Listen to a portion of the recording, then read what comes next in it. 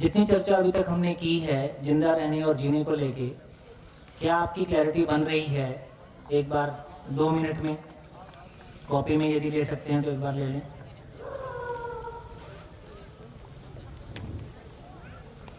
जब हमने शुरू किया था, बोर्ड पे दे दें। हमने जब शुरू किया था तो बहुत सारी बातें आ रही थी कि पिज़्ज़ा मिल जाए और एक बाइक के बाद दूसरी बाइक मिल जाए, और भी बहुत सारी ऐसी कल्पनाएं हो सकती हैं। 2 लाख की जॉब और 1 लाख की जॉब, है ना।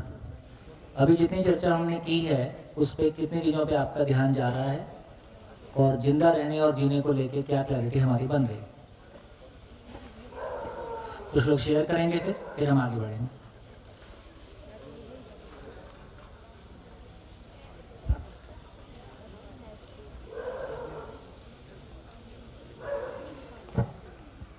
हाँ जी, माइक। इसमें थोड़ा कॉन्ट्राडिक्शन समझ में नहीं आ रहा है ये बात। कोई बात नहीं, माइक ले लो। देखिए, खुशी की बात यह है कि एग्जिस्टेंस में कोई कॉन्ट्राडिक्शन नहीं है ना। उधर नहीं है तो फिर बात हो सकती है।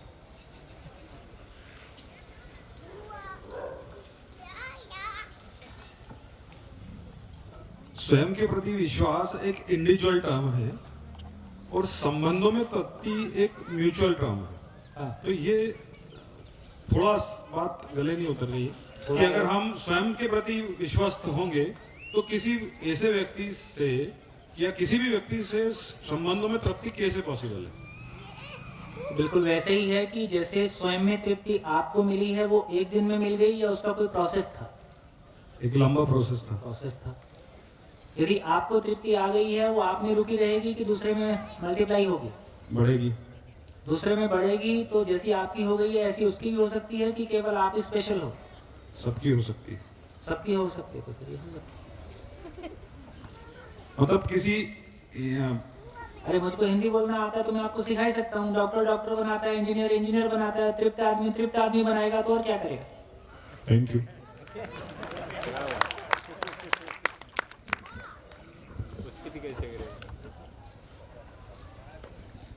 हाँ जी, और कुछ?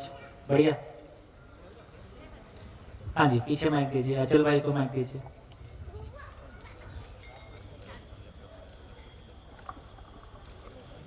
तो वैसे तो भैया मेरा तीसरा परिचय शिविर है, पर एक बात वापस से स्ट्राइक की कि मेरे भाव विचार ठीक हो जाए या मेरे भाव विचार बढ़िया हो जाए, क्योंकि बार बार जैसे ही जीने में जाते हैं तो बार बार फोकस वहीं जाता है कि अरे जैसे ही संबंधों में जीना चालू करते हैं कि अरे वो मेरे ऊपर कंट्रोल कर रहा है या उसके कारण मेरे को प्रॉब्लम जा रही है। तो बार बार उस चीज़ पे फोकस कर पाना कि अगर मैं अपने में मतलब दूसरों की योग्यता से प्रभावित न होना ही मेरी योग्यता है, इसको शब्दों में समझना और इसको एक्चुअली जीने में लाने में जो गैप है वो गैप बार बार नोटिस में आता है। हाँ, तो गैप बार बार नोटिस में आता है। उसका इतना ही मतलब है कि मैं व्यवस्थित अभी नहीं हूँ या पहले से बेहतर हूँ, लेकिन और व्यवस्थित होना अभी शेष है। तो अपने को काम नजर आ जाता है कि और क्या करना है। सिंपल है ना। ये तो इंडिकेटर्स है ना। जीवन में ये इंडिकेटर्स नहीं होंगे, इसलिए मैंने कहा कि जीवन में तमाम घटनाएं हमको सुखी दुखी करने के लिए नहीं है। तमाम घटनाएं अपनी स्थिति को पहचानने के लिए आईना है। ये आईना नहीं होगा तो मुझको पता कहाँ चलेगा कि मुझको काम कहाँ करने हैं। शरीर में चोट लगती है, दर्द होता है, तब मैं ध्यान देता हूँ, और जैसे जैसे चोट ठीक होती है वैसे वैसे दर्द कम होता है, और एक दिन दर्द खत्म हो जाता है क्योंकि पूरा ठीक हो गया है। तो उसी तरह से स्वयं में भी वो दर्द होता है, वो अभाव होता है, वो खालीपन होता है, वो अपने भीतर वो दूसरा मुझ पर कंट्रोल कर रहा है, उसका दर्द होता है। मेरा अस्तित्व कहाँ है, उसका दर्द होता है। मैं मिसमैच तो नहीं हो गया हूँ, उसका दर्द होता है। ये तमाम दर्द इस बात की सूचना मात्र हैं कि मैं अभी व्यवस्थित नहीं हूँ, और कहाँ व्यवस्थित नहीं हूँ और कैसे व्यवस्थित होना है, इसकी चर्चा आगे करेंगे। एकदम ऑब्जेक्टिव है। थोड़ा सा आदमी का फोकस ठीक से हो जाए तो हम घटनाओं से सुखी दुखी होने वाले गियर से बाहर निकल जाएंगे। अभी हम अपनी जिंदगी की ड्राइविंग सीट पे नहीं हैं, घटनाएं और परिस्थितियां हमको चलाती हैं। तो कैसे एक बार हम अपनी जिंदगी की ड्राइविंग सीट ले लें और हर परिस्थिति में अपने आप को अपलिफ्ट करते जाएं। सांसारिक सफलताएं असफलताएं की एक संसारिक निगाह होती है। जिंदगी में असफलता होती नहीं, केवल सफलता ही होती है। क्योंकि सांसारिक असफलताएं जिंदगी में सफलता का रास्ता खोलती हैं। क्योंकि सांसारिक असफलताएं ये बताती हैं कि जिंदगी में गैप्स कहाँ पे हैं। उन गैप्स को भर के मैं आगे जाता हूं, तो असफलता जैसा कुछ होता नहीं, केवल देखने का तरीका। बढ़िया। हेलो सर, मेरा एक क्वेश्चन था कि अगर हम मान ले कि हमें ये सब समझ आ गया और ये हमारी जीवन में सब इम्प्लीमेंट हो गया, और उसके बाद कोई दूसरा इंसान है जिसमें ये सब समझ नहीं आया, और अगर हम दोनों कोई एक अपॉर्चुनिटी के लिए अप्लाई करते हैं, तो वो जो डिसाइड करता है कि अगर वो बॉस है जो किसी को जॉब दे रहा है या फिर कोई फिर प्रोजेक्ट, आप यदि समझ जाते हो तो मानने से समझते नहीं है। मानने से समझते हैं कि जानने से समझते हैं? जानने से जानने से समझते हैं। जानने के बाद अप्लाई करते हैं कि अप्लाई कराते हैं? अप्लाई करते हैं और उसके कराते हैं, फिर अप्लाई करते नहीं। तो फिर फिर अगर अप्लाई करने के झंझट से मुक्त हो जाते हैं। लेकिन वो जो समझ गया है उसको धन बल पद और उसका कोई मोह नहीं रहेगा। मौन ही रहेगा ऐसा नहीं है। उसको अपनी, देखो ये हमारी आवश्यकता है कि जिंदगी है, आवश्यकता है। तो दो बातों में करते हैं। ये मेरी जरूरत है, ये मेरी जिंदगी है। तो जरूरत के लिए जिंदगी है कि जिंदगी के लिए जरूरत है? जिंदगी के लिए जरूरत है। और जब जिंदगी का पता नहीं है तो जरूरत ही जिंदगी है। इतना ही लोचा है। पर एक एग्जांपल दूं तो जब ये भी हमारी पकड़ में आ जाएगा, इसको हम तय कर पाएंगे कि कितना चाहिए, कब चाहिए। पर वो इसकी भी कमी रहेगी ऐसा नहीं है, ये भी रहेगी। लेकिन अगर एक एग्जांपल दूं तो कोई इंसान है वो जॉब के लिए अप्लाई कर रहा है, तो उसके रेज्यूमे में वो थोड़ा झूठ बोलेगा अच्छा रेज्यूमे बनाने के लिए और जॉब लेने के लिए। और अगर मैं ये सब समझता हूँ तो मैं रेज्यूमे में झूठ न फिर मैं रेज्यूमे नहीं डालूंगा, मैं जॉब क्रिएट करूंगा। क्या यार, लेकिन आपके पास गरीबी फंडिंग की- नहीं हो तो कैसे जॉब क्रिएट फंडिंग के बिना कोई काम नहीं। अरे नहीं समझते हो ना, नहीं समझते। देखिए, मैं 24 साल में निकला, ठीक, 3 साल जॉब करने के बाद, और कभी फिर सोशल ऑर्गेनाइजेशन वगैरह में काम करने लगा। तो एक बार की घटना सुना देता हूँ आप। एक FCRA लाइसेंस होता, फॉरेन कंट्री रेगुलेशन एक्ट, जिससे आप फॉरेन फंडिंग ले सकते हो। उसमें मेरे पास इतने रिसोर्सेज थे कि मैं जितना चाहता उतना फंडिंग ले सकता हूँ। तो उसका लाइसेंस बनवाने के लिए किसी सरकारी ऑफिस में गया। उसने बहुत दूसरी अजीब सी निगाहों से देखा। तो मैंने उसको कहा, तुम तो ऐसे देख रहे हो जैसे यहाँ भीख मांगने आए। वो कहता, यहाँ सब भीख मांगने ही आते। मैंने वो कागज फाड़ के उसके हाथ में वापस दिया। सरकार के पास समाज का पैसा आता है। यदि मैं सही हूँगा तो मैं समाज से डायरेक्ट ले लूंगा, तुम्हारे थ्रू लेने की जरूरत नहीं है।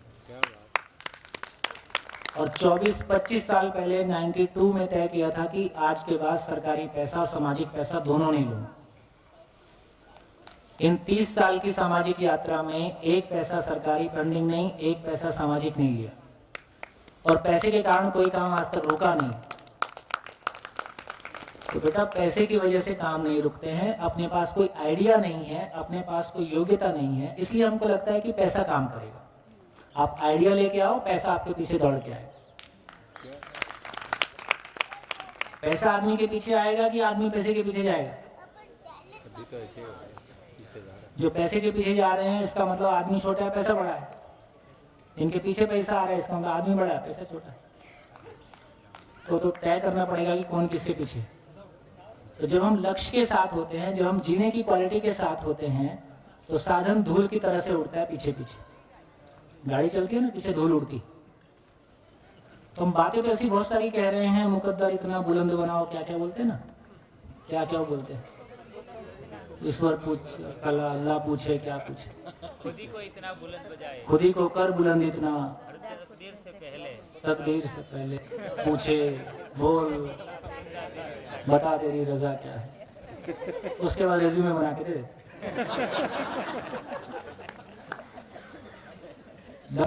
क्या प्यारे, दम तो लगाना पड़ेगा, लेकिन ये बात ठीक है कि क्लैरिटी एक बार आएगी तो फिर वो सब नहीं करना पड़ेगा। चलिए धीरे धीरे देखते हैं, है ना? चलिए, तो हाँ जी, जिंदा रहने और जीने को लेके कोई और क्लैरिटी, किसी का और ध्यान गया हो? हाँ जी,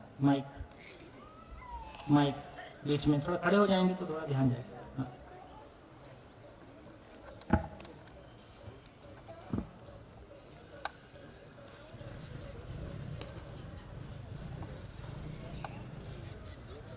मुझे ऐसा समझ में आया है कि जिंदा रहने के लिए इंसान दो चीजों के पीछे भागता है, एक सुख और एक पहचान या सम्मान या जो भी कहे। और वो दोनों चीजें वो स्थायी रूप से अपने जीवन में चाहता है, लेकिन वो उन चीजों से चाहता है जो अस्थायी परिवर्तनशील है।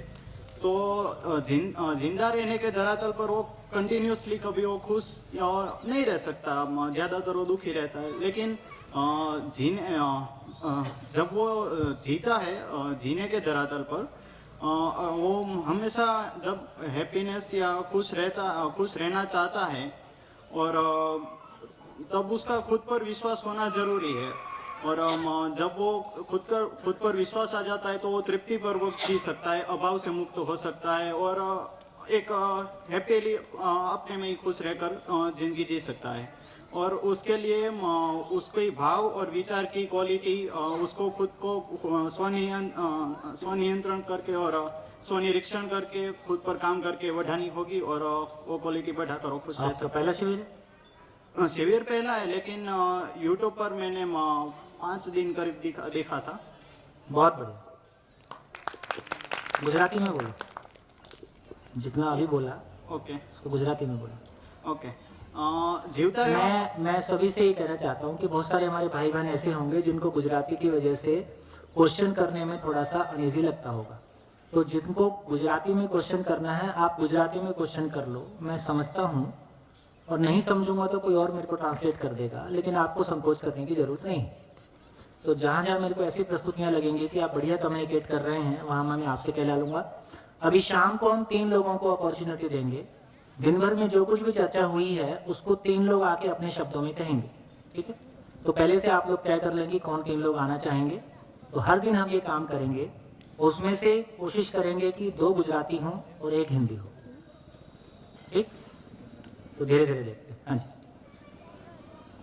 આપણે જીવતા રહેવા માટે સુખ પાછળ અને પહેચાન પાછળ હંમેશા ભાગતા હોઈએ. આપણે કોઈ પણ વસ્તુથી સુખ જોઈતું હોય છે, અથવા કોઈક મને ઓળખે, મને સન્માન મળે એવી ઈચ્છા હોય છે. પણ એ બંને વસ્તુ આપણે એવી વસ્તુથી ચાહીએ છીએ કે જે પરિવર્તનશીલ છે. આપણે રૂપ બળ ધન પદ છે તો એ હંમેશા નથી રહેવાનું, એમાં ચેન્જીસ આવતા રહેવાના છે. અને એવી જ રીતે સુખનું પણ છે કે જે આપણે ઇન્દ્રિયોથી ઈચ્છીએ છીએ, પણ ઇન્દ્રિયો આપણા કાબુમાં નથી હોતી. અને એ બંનેમાં નિરંતર મતલબ ઉતાર ચઢાવ આવતા રહેવાના છે. અને એ ક્યારેય સ્થાયી નથી રહી શકવાનું. પણ આપણે એ ચાહીએ છીએ સ્થાયી રૂપથી. તો સ્થાયી રૂપથી ચાહીએ છીએ તો એ મને એવું લાગે છે કે જીવવું એ કેટેગરીમાં આવે. અને જીવવા માટે માણસ શું હોઈ શકે કે સુખી કઈ રીતે થઈ શકે? તો કે અભાવ મુક્ત હોઈ શકે, શિકાયત મુક્ત, એટલે કે એકદમ આમ ખુશ રહી શકે, ખુદમાં જ તે ખુશ રહી શકે. અને એકદમ આમ તૃપ્તિપૂર્વક કે હું ખુશ છું, મને હવે વધારે કઈ જરૂર છે નહીં, જબરદસ્તી મારે વધારે પૈસાની જરૂર છે નહીં, મારું કામ ચાલે છે એટલે મારી પાસે ઇનફ છે. તો એ તૃપ્તિપૂર્વક જીવવા માટે માણસનો સ્વયં ઉપર વિશ્વાસ હોવો જોઈએ કે હું એ કરી શકું છું ને જીવી શકું છું. અને એના માટે જો મારો ભાવ અને મારા વિચાર એના ઉપર મારું નિયંત્રણ પાક્કું હશે અને હું વધારતો રહીશ નિયંત્રણ, તો કદાચ હું એ સ્ટેજને પહોંચી શકું. हाँ? और कोई परिचय आपका बता दो। मेरा नाम किरण है, मैं इंजीनियरिंग स्टडी कर रहा हूँ बड़ौदा में. गुड। किसके थ्रू आए? मैंने पहले बताया था, मेरे कजिन भैया ने मुझे सजेस्ट किया था. वो अभी एक्चुअली कुछ कारण से नहीं आ पाए, लेकिन वो आपको पर्सनली मिलेंगे सैटरडे संडे आने वाले हैं. उसने परिचय शिविर कंप्लीट किया, अध्ययन चल रहा है। कौन है? आप उसको शायद पर्सनली नहीं जानते होगे, पंकज भाई और मनीष भाई है। जी हाँ जी, बढ़िया। और कुछ? चलिए मैं थोड़ा सा और पूरा कर देता हूँ। देखिए ये तो समझ में आ गया, जितनी चर्चा अभी तक हमने की उससे ये क्लैरिटी हमारी बनी कि ये जो अभी इन भाई ने बात कही कि हम सबकी जिंदगी में सुखी होने की कामना और सम्मानित होने की कामना दोनों है। अभी मैं उन शब्दों में बात कर रहा हूँ जो हम रोजमर्रा की जिंदगी में यूज कर रहे हैं। जब भी मेरे को सुख की तलाश है मैं इंद्रियों की तरफ जाता हूँ, लेकिन वो अच्छा लगना है, उसमें निरंतरता नहीं है, इसलिए लगातार मेरे को चेंज करना पड़ता है। हाँ जी। हेलो। हम सब ये चीज़ें ऑलरेडी जानते हैं या मानते हैं, बचपन से भी पता है। अगर ऐसे थियोरेटिकली किसी को पूछेंगे तो पता है कि इंद्रियों के से हम कोई भी डिसीजन लेते हैं तो नहीं लेना चाहिए, और हमारे थॉट ही है जो क्रिएशन करते हैं लाइफ की। उसके बावजूद भी जब लाइफ में रियल एक्सपीरियंसेस आता है तब मैं नहीं करती हूँ जो चीज़ें मुझे करनी चाहिए और मैं और दुखी होती जाती हूँ। तो प्रैक्टिकली वो चीज़ें कैसे कंटिन्यूस बेसिस पे है, हाँ। ये सब चीज़ें ऑलरेडी मैंने नहीं कंटिन्यूसली पता पढ़ा है। है, नहीं पता है। देखो आप 2 मिनट बैठो, मैं इसको पूरा करता हूँ, फिर अपन देखते हैं और मैं आपकी बात को एड्रेस करूँगा। पता होने का मतलब अलग है, सूचना होने का मतलब अलग है ना? अभी उसकी चर्चा करें। तो ये हमारी क्लैरिटी बनी कि यहाँ जो मुख्य बात निकल के आई कि जो चीजें स्वयं में परिवर्तनशील हैं उनसे हम स्थायित्व चाहते हैं, सुख का और सम्मान का, ये कभी हो नहीं सकता है, ये उनको फंसा हुआ। कितनी क्लैरिटी, कितने लोगों को ये क्लैरिटी है? कितने लोग इसको ऐसी करने की कोशिश कर रहे हैं? कितने प्रतिशत लोग समाज में, कितने प्रतिशत लोग ऐसी जीने की कोशिश कर रहे हैं? सभी करना सर। कितना परसेंट होगा? 99.9। पता होता तो आदमी ये नहीं करता। तो पता है या कुछ कुछ उड़ती उड़ती कुछ सूचनाएं हैं कहीं कहीं से जो भी कुछ सुन लिया है, सही अर्थों में पता है ऐसा कहना तो मुश्किल है। एक बात, इसमें करेला ऊपर से नीम चढ़ा भी है। एक तो ये कि इसमें स्थायित्व नहीं है, एक दूसरा और बड़ा लोचा ये है कि हर आदमी में अपने आप को एक श्रेष्ठ व्यक्ति के रूप में, एक बेहतर व्यक्ति के रूप में, मैं किसी से कम हूं ये हमको स्वीकार नहीं है। तो हमेशा मेरी कोशिश क्या रहती है, जब भी मैं अपने आप को किसी से कम पाता हूं तो मैं कैसा महसूस करता हूं? स्वीकार होता है कि नहीं होता? स्वीकार तो नहीं होता है, तो मैं दूसरों से अधिक ही होना चाहता हूं। लेकिन ये दूसरों से मैं कहीं ना कहीं अपने आप को बेहतर देखना चाहता हूं और कंपैरिजन करता हूं रूप बल धन पद के साथ। जब रूप बल धन के साथ कंपैरिजन करता हूं तो मेरे साथ ऐसे भी मेरे दोस्त रहे जिनको अपनी हाइट की वजह से कॉम्प्लेक्स रहा। पढ़ने में बहुत अच्छे रहे लेकिन अपनी हाइट की वजह से कॉम्प्लेक्स है, तो उसको लगता है कि मेरी जिंदगी बेकार है।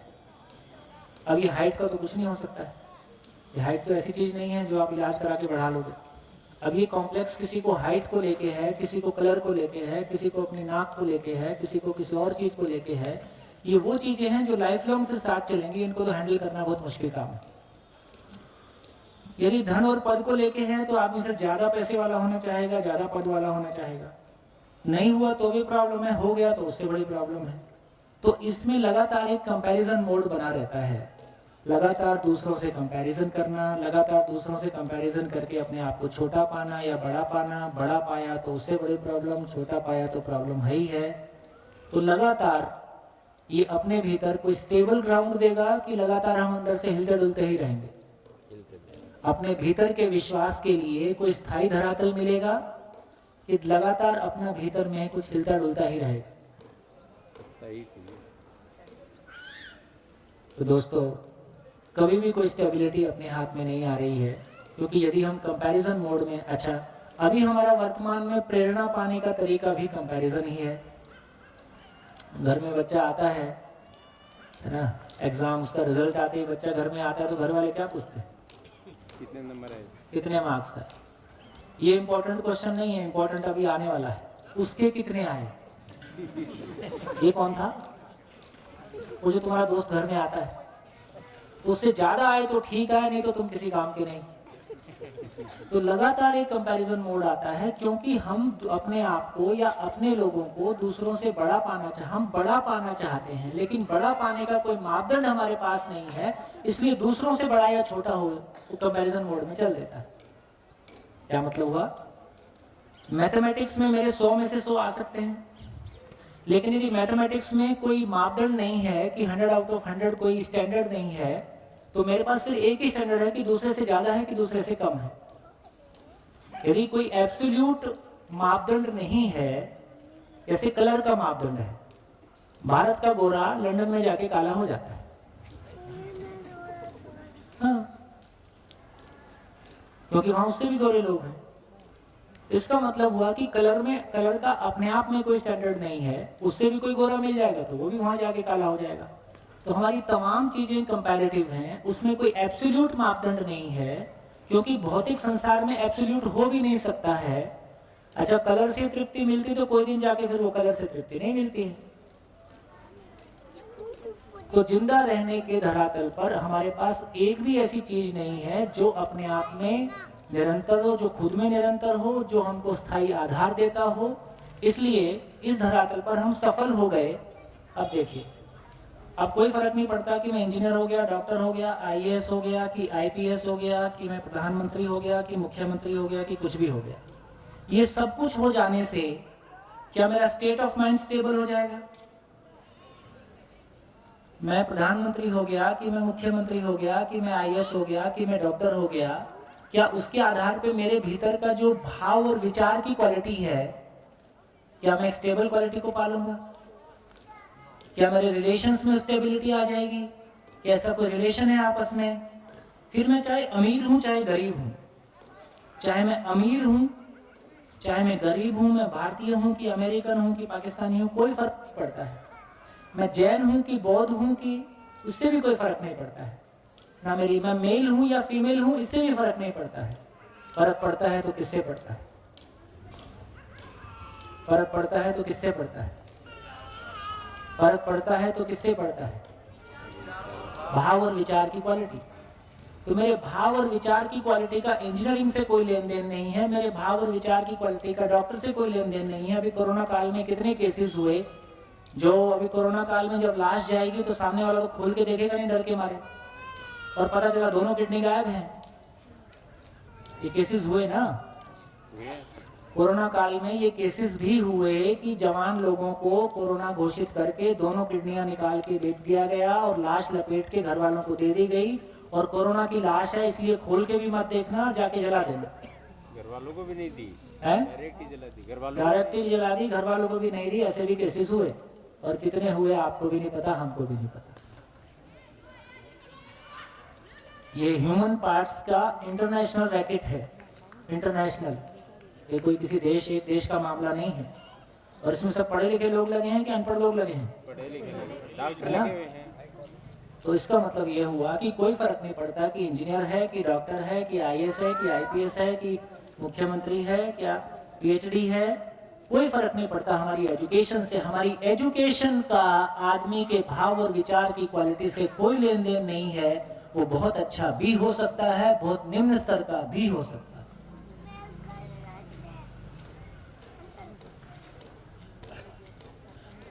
क्या समझ में आया?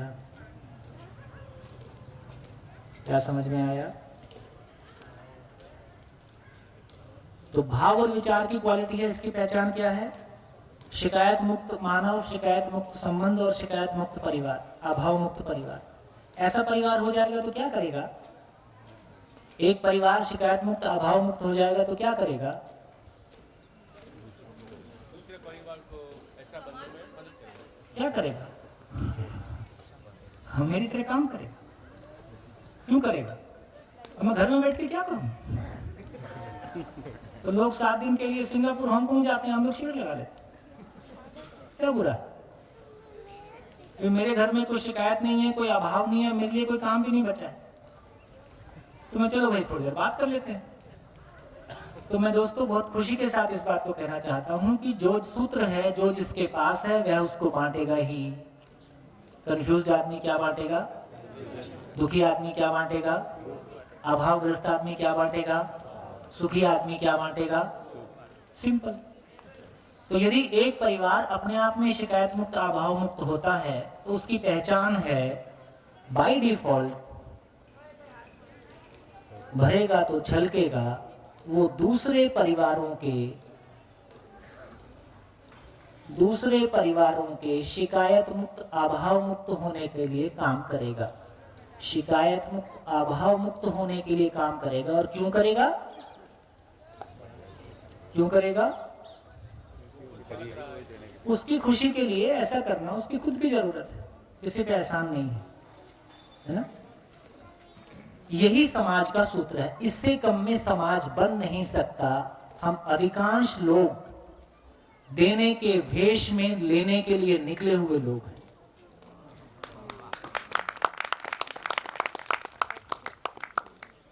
हम शिक्षक हैं, हम ये हैं, हम वो हैं, यदि हम सब इतने अच्छे होते तो समाज की हालत इतनी खराब नहीं होती। समाज में दिनों दिन आदमी के प्रति विश्वास बढ़ रहा है कि आदमी के प्रति विश्वास घट रहा है? संबंध में दिनों दिन विश्वास बढ़ रहा है कि घट रहा है? पॉल्यूशन दिनों दिन घट रहा है कि बढ़ रहा है? यदि हम तमाम उन मापदंडों को देखेंगे तो बहुत सारी अच्छाइयों के बावजूद ये धरती उस दौर से गुजर रही है जहां ये धरती सर्वाइव करेगी कि नहीं करेगी, इस पे क्वेश्चन मार्क खड़ा है। और ये हम सब पढ़े लिखे लोगों की वजह से है, अनपढ़ लोगों की वजह से नहीं है। तो इन सब चीजों पे ध्यान देते हैं तो हमको ध्यान जाता है सभी परिवार, दूसरे परिवार, सभी परिवार ऐसे ही हो जाएं, सभी परिवार ऐसे हो जाएं, यही समाज और व्यवस्था का काम है। इससे ज्यादा कोई काम नहीं है किसी देश की सरकारों के पास, किसी के भी पास इससे ज्यादा कोई काम नहीं। इतना ही काम बड़ा कुछ भी नहीं है। और पिछले 15 सालों में हमने state government Maharashtra, state government Chhattisgarh और स्टेट गवर्नमेंट दिल्ली, 3 सरकारों के साथ नज़दीक से काम करके देख लिया। सरकारें चलाना, ये समाज चलाना, कुछ भी चलाना कोई बहुत मुश्किल काम नहीं है। ये कोई रॉकेट साइंस नहीं है। क्योंकि हमको आदमी समझ में नहीं आता है इसलिए सब कुछ, इसलिए घर भी कॉम्प्लिकेटेड है, अपनी जिंदगी भी कॉम्प्लिकेटेड है, इसलिए सब कुछ कॉम्प्लिकेटेड है। एक बार आदमी समझ में आ गया, अपनी नीयत साफ है, नीयत ही स्वीकार होती है। काम होता है तो यदि 2 लोगों के बीच में भरोसा होता है, नीयत पे भरोसा होता है, तो फिर दोनों को एक दूसरे का सहयोग मिलता है। तो दोस्तों मैं ये कहना चाहता हूँ, अब हमको ये लाइन बहुत क्लियरली दिखाई दे रही है कि जिंदा रहना, जीने का मतलब है भाव और विचार की क्वालिटी, जीने का मतलब है स्टेबल स्टेट ऑफ माइंड, जीने का मतलब है स्वयं के प्रति विश्वास, जीने का मतलब है संबंध के प्रति विश्वास, जीने का मतलब है परिवार में फिजिकल नीड्स के प्रति विश्वास, जीने का मतलब दूसरे परिवारों को मल्टीप्लाई करने का विश्वास, जीने का मतलब है पूरी धरती को स्वर्ग बना देने का विश्वास, जीने का मतलब है इस धरती की किस्मत लिख देने का विश्वास। और ये 0 बजट प्रोग्राम है, इसमें कोई पैसा खर्चा नहीं होता। हम लोगों ने बहुत बड़ी डेवलपमेंट ऑर्गेनाइजेशंस के साथ मिलकर काम किया है। स्विस डेवलपमेंट कॉर्पोरेशन और डेनिस एम्बेसी और कपार्ट और भारत सरकार है ना, तमाम जगह की फंडिंग और तमाम तरह की सब चीज़ों को देखकर ये समझ में आता है कि यदि आदमी समझ में नहीं आया तो कुछ भी कर लो। कुछ लोगों का रोजगार चलता है, कोई परिवार और समाज खड़ा होता है, ऐसा तो होता हुआ दिखाई नहीं देता। तो ये दुनिया बिल्कुल अलग दुनिया है। और सुंदर बात, आप सबका ध्यान चला जाए इस बात पे, जिंदा रहने का कोई सामान जीने की दुनिया में प्रवेश कर ही नहीं सकता है। जिंदा रहने की दुनिया का कोई भी सामान जीने की दुनिया में एंट्री ही नहीं ले सकता है। दरवाजा बंद है, उधर एंट्री ही नहीं है। इस बात पे आपको भरोसा हो जाए। फिर से बोल देता हूं, कितना सुंदर आपकी शक्ल होगी कि आपका परिवार शिकायत मुक्त, अभाव मुक्त हो जाएगा। है कोई रिलेशन? आपके पास कितना धन और पद होगा कि आपका परिवार हमेशा के लिए शिकायत मुक्त, अभाव मुक्त हो जाएगा। आपके बच्चे हमेशा सम्मान करेंगे, आपकी पत्नी के साथ आपका झगड़ा नहीं होगा, भाई भाई का बंटवारा नहीं होगा। है कोई रिलेशन? कितना बड़ा आपका, कैसा आपका शरीर हो जाए या कैसा तमाम, इन चीजों का क्या कोई रिलेशन है इधर से? इनका कोई रिलेशन नहीं है। खूब देख लीजिए, असहमत होने का खूब प्रयास कर लीजिए, सच्चाई ऐसी ही है। अब बताइए कितने प्रतिशत लोग संसार में जी रहे हैं, कितने प्रतिशत जिंदा है? बोलिए कितने लोगों को लगता है कि जिंदा रहना और जीने के बारे में कुछ क्लैरिटी बनी है? हाथ उठाइए, बनी हो तो ठीक, बनी है। अब बताइए कितने प्रतिशत लोग, आपको क्या लगता है कि संसार में कितने प्रतिशत लोग जिंदा हैं, कितने प्रतिशत लोग जी रहे हैं? बोलो बाबा साहब। अभी तक तो 100% जिंदा। हाँ 5% जी रहे हैं। अरे 5% होते तो संसार को संभाल लेते। देखिए अपने आसपास, बिल्कुल मैं आपसे असहमत होने के लिए कोई प्रयास नहीं कर रहा हूं, लेकिन और सोचिए क्या वाकई में ऐसा है? चलो 95% तो आया, और बाकी लोग को क्या लगता है? अभी तक तो ऐसे ही लगता है 100% है? जिंदा अभी तक तो। और बताइए बाकी लोग को क्या लगता है? आप ऐसे जीते तो 100% तो नहीं है। मान लो 5% नहीं है, मान लो 2% नहीं है, और यदि हम मार्जिन देखें, यदि जनरल समाज में एक ऑब्जर्वेशन करें तो धीरे धीरे जिंदा रहने वालों की संख्या बढ़ रही है कि जीने वालों की संख्या बढ़ रही है? धीरे धीरे दौड़ ऐसी दिखाई देती है ना। तो इससे हमारी ये क्लैरिटी बनती है कि गाड़ी कहाँ जा रही है और प्रॉब्लम क्या है। अब आप अपने अपने घरों में आ जाइए। सर हाँ जी, कहाँ है? हाँ मेरा नाम चक्रपाणी जोशी है, मैं इंदौर से आया हाँ। हूँ और गणित का अध्यापक हूँ। हाँ ये जो परसेंटेज हम निकालते हैं और आप जब कहते हैं कि हम अपने आसपास देखें, तो हमारे आसपास का दायरा कई बार बहुत छोटा रहता है। मतलब अभी हम 5% या 2% देखते हैं, तो हम जो बड़े शहरों के रहने वाले ज़्यादा पढ़े लिखे लोग हैं, जबकि दुनिया की करीब 50 से 60% आबादी ऐसी है जो बहुत गरीब है। आप चाहे तो बस्तर के आदिवासी देख लीजिए, अंडमान के आदिवासी देख लीजिए, अफ्रीका के पूरे ट्राइब्स देख लीजिए। तो ये 40-50% लोग हैं जो बहुत अच्छे से जी रहे हैं। छोटे गाँव के लोग देख लीजिए, गाँव के किसान देख लीजिए, क्योंकि मुझे लगता है कि हमारी जो बहुत सारी समस्याएं हैं, इसका बहुत बड़ा कारण एक्सपोजर भी है। हम जब पिज्ज़ा से परेशान है क्योंकि हमारा pizza, we are expose to pizza. जिसका कि पिज्ज़ा देखा ही नहीं, दाल रोटी खा के इतना मस्ती में रह रहा है वो। तो ये संख्या 3% 5% नहीं है, ये संख्या 50% से और भी ज़्यादा है। हम लोग मुश्किल से 10% है जो इतने परेशान है। मान लेता हूँ। देखिए अच्छी बात यह है कि मैं जब मैं भी आपकी तरह सोचता था कि आदिवासी बढ़िया से जी रहे हैं, तो मैं 95 में 93 में मैं ये समझ पाया कि मैं इस सभ्य समाज में जीने के लायक नहीं हूँ, और इन लोगों को मैं बदल नहीं सकता और इनके जैसा मैं हो नहीं सकता जो कुछ भी समाज में चलता है।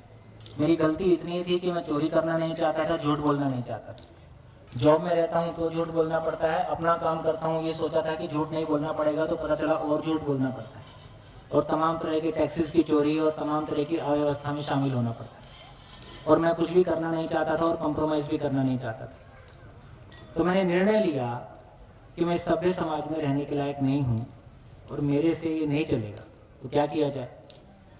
तो संयोगवश उस समय मैंने तय किया कि मैं बस्तर के आदिवासी ट्राइब्स में जाके काम करूँगा। वहाँ तो लोग साफ सुथरे हैं, वहाँ तो कोई दिक्कत नहीं है, तो कम से कम उनके साथ काम करके अपनी ज़िंदगी को कोई मीनिंग देने की कोशिश करूँगा। तो मैं 95 में अपने 2.5 साल के बच्चे को लेकर बिना एक पैसा हाथ में लिए बस्तर के जंगलों में किसी एक गांव में रहने के लिए चला गया 95, और मैं उनके बीच में रहा हूँ। ठीक, आपको जानकारी में है कि नहीं है? हम यदि मर्डर करते हैं तो हमको 14 साल की कैद होती है, और आदिवासी मर्डर करता है तो उसको 7 साल की होती है। क्यों? क्योंकि वो इतना इनोसेंट भी था कि उसको गुस्सा आया तो कुल्हाड़ी से गर्दन काटा और खुद ही जाके पुलिस वाले के पास चला गया कि मैं मार के आया हूँ। ऐसे भी केसेस बहुत सारे रहे। तो मैं ये कहना चाहता हूँ कि हमको एक्सपोजर है, उनको एक्सपोजर नहीं है, ये बात ठीक है, लेकिन सही अर्थों में जिसको कहना चाहिए कि उनके पास अपनी स्किल्स हैं, हमारे पास अपनी स्किल्स हैं, लेकिन सही अर्थों में स्वयं के प्रति विश्वास से लेके संबंध में जीने की तृप्ति, उनमें आपस में परिवार में झगड़ा नहीं होता है, संबंध में समाज में प्रॉब्लम्स नहीं आती हैं, संबंध के लेवल की प्रॉब्लम्स वहां भी वैसी हैं जैसे हमारे बीच में है। हमने जब बस्तर के ट्राइब्स के बीच में काम किया है तो हमको लगा कि इनके पास बाकी सब तो ठीक है, गरीबी है, तो गरीबी मिटाने के लिए उनके बीच में कुछ आर्थिक प्रोग्राम चलाए। वो पहले अपने यहाँ सल्फी की शराब पीते थे, जब हमने उनकी आय बढ़ा दी तो अंग्रेजी पीने लगे। इतना विकास हमने किया।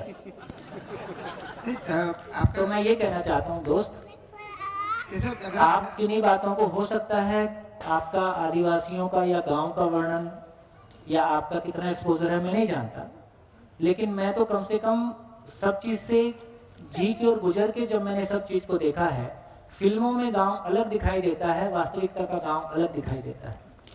तो मैं ये कहना चाहता हूँ कि कोई फर्क नहीं पड़ता कि आपको एक्सपोजर हुआ है, कि हमको भौतिकता का एक्सपोजर हुआ है, उनको भौतिकता का एक्सपोजर नहीं हुआ है।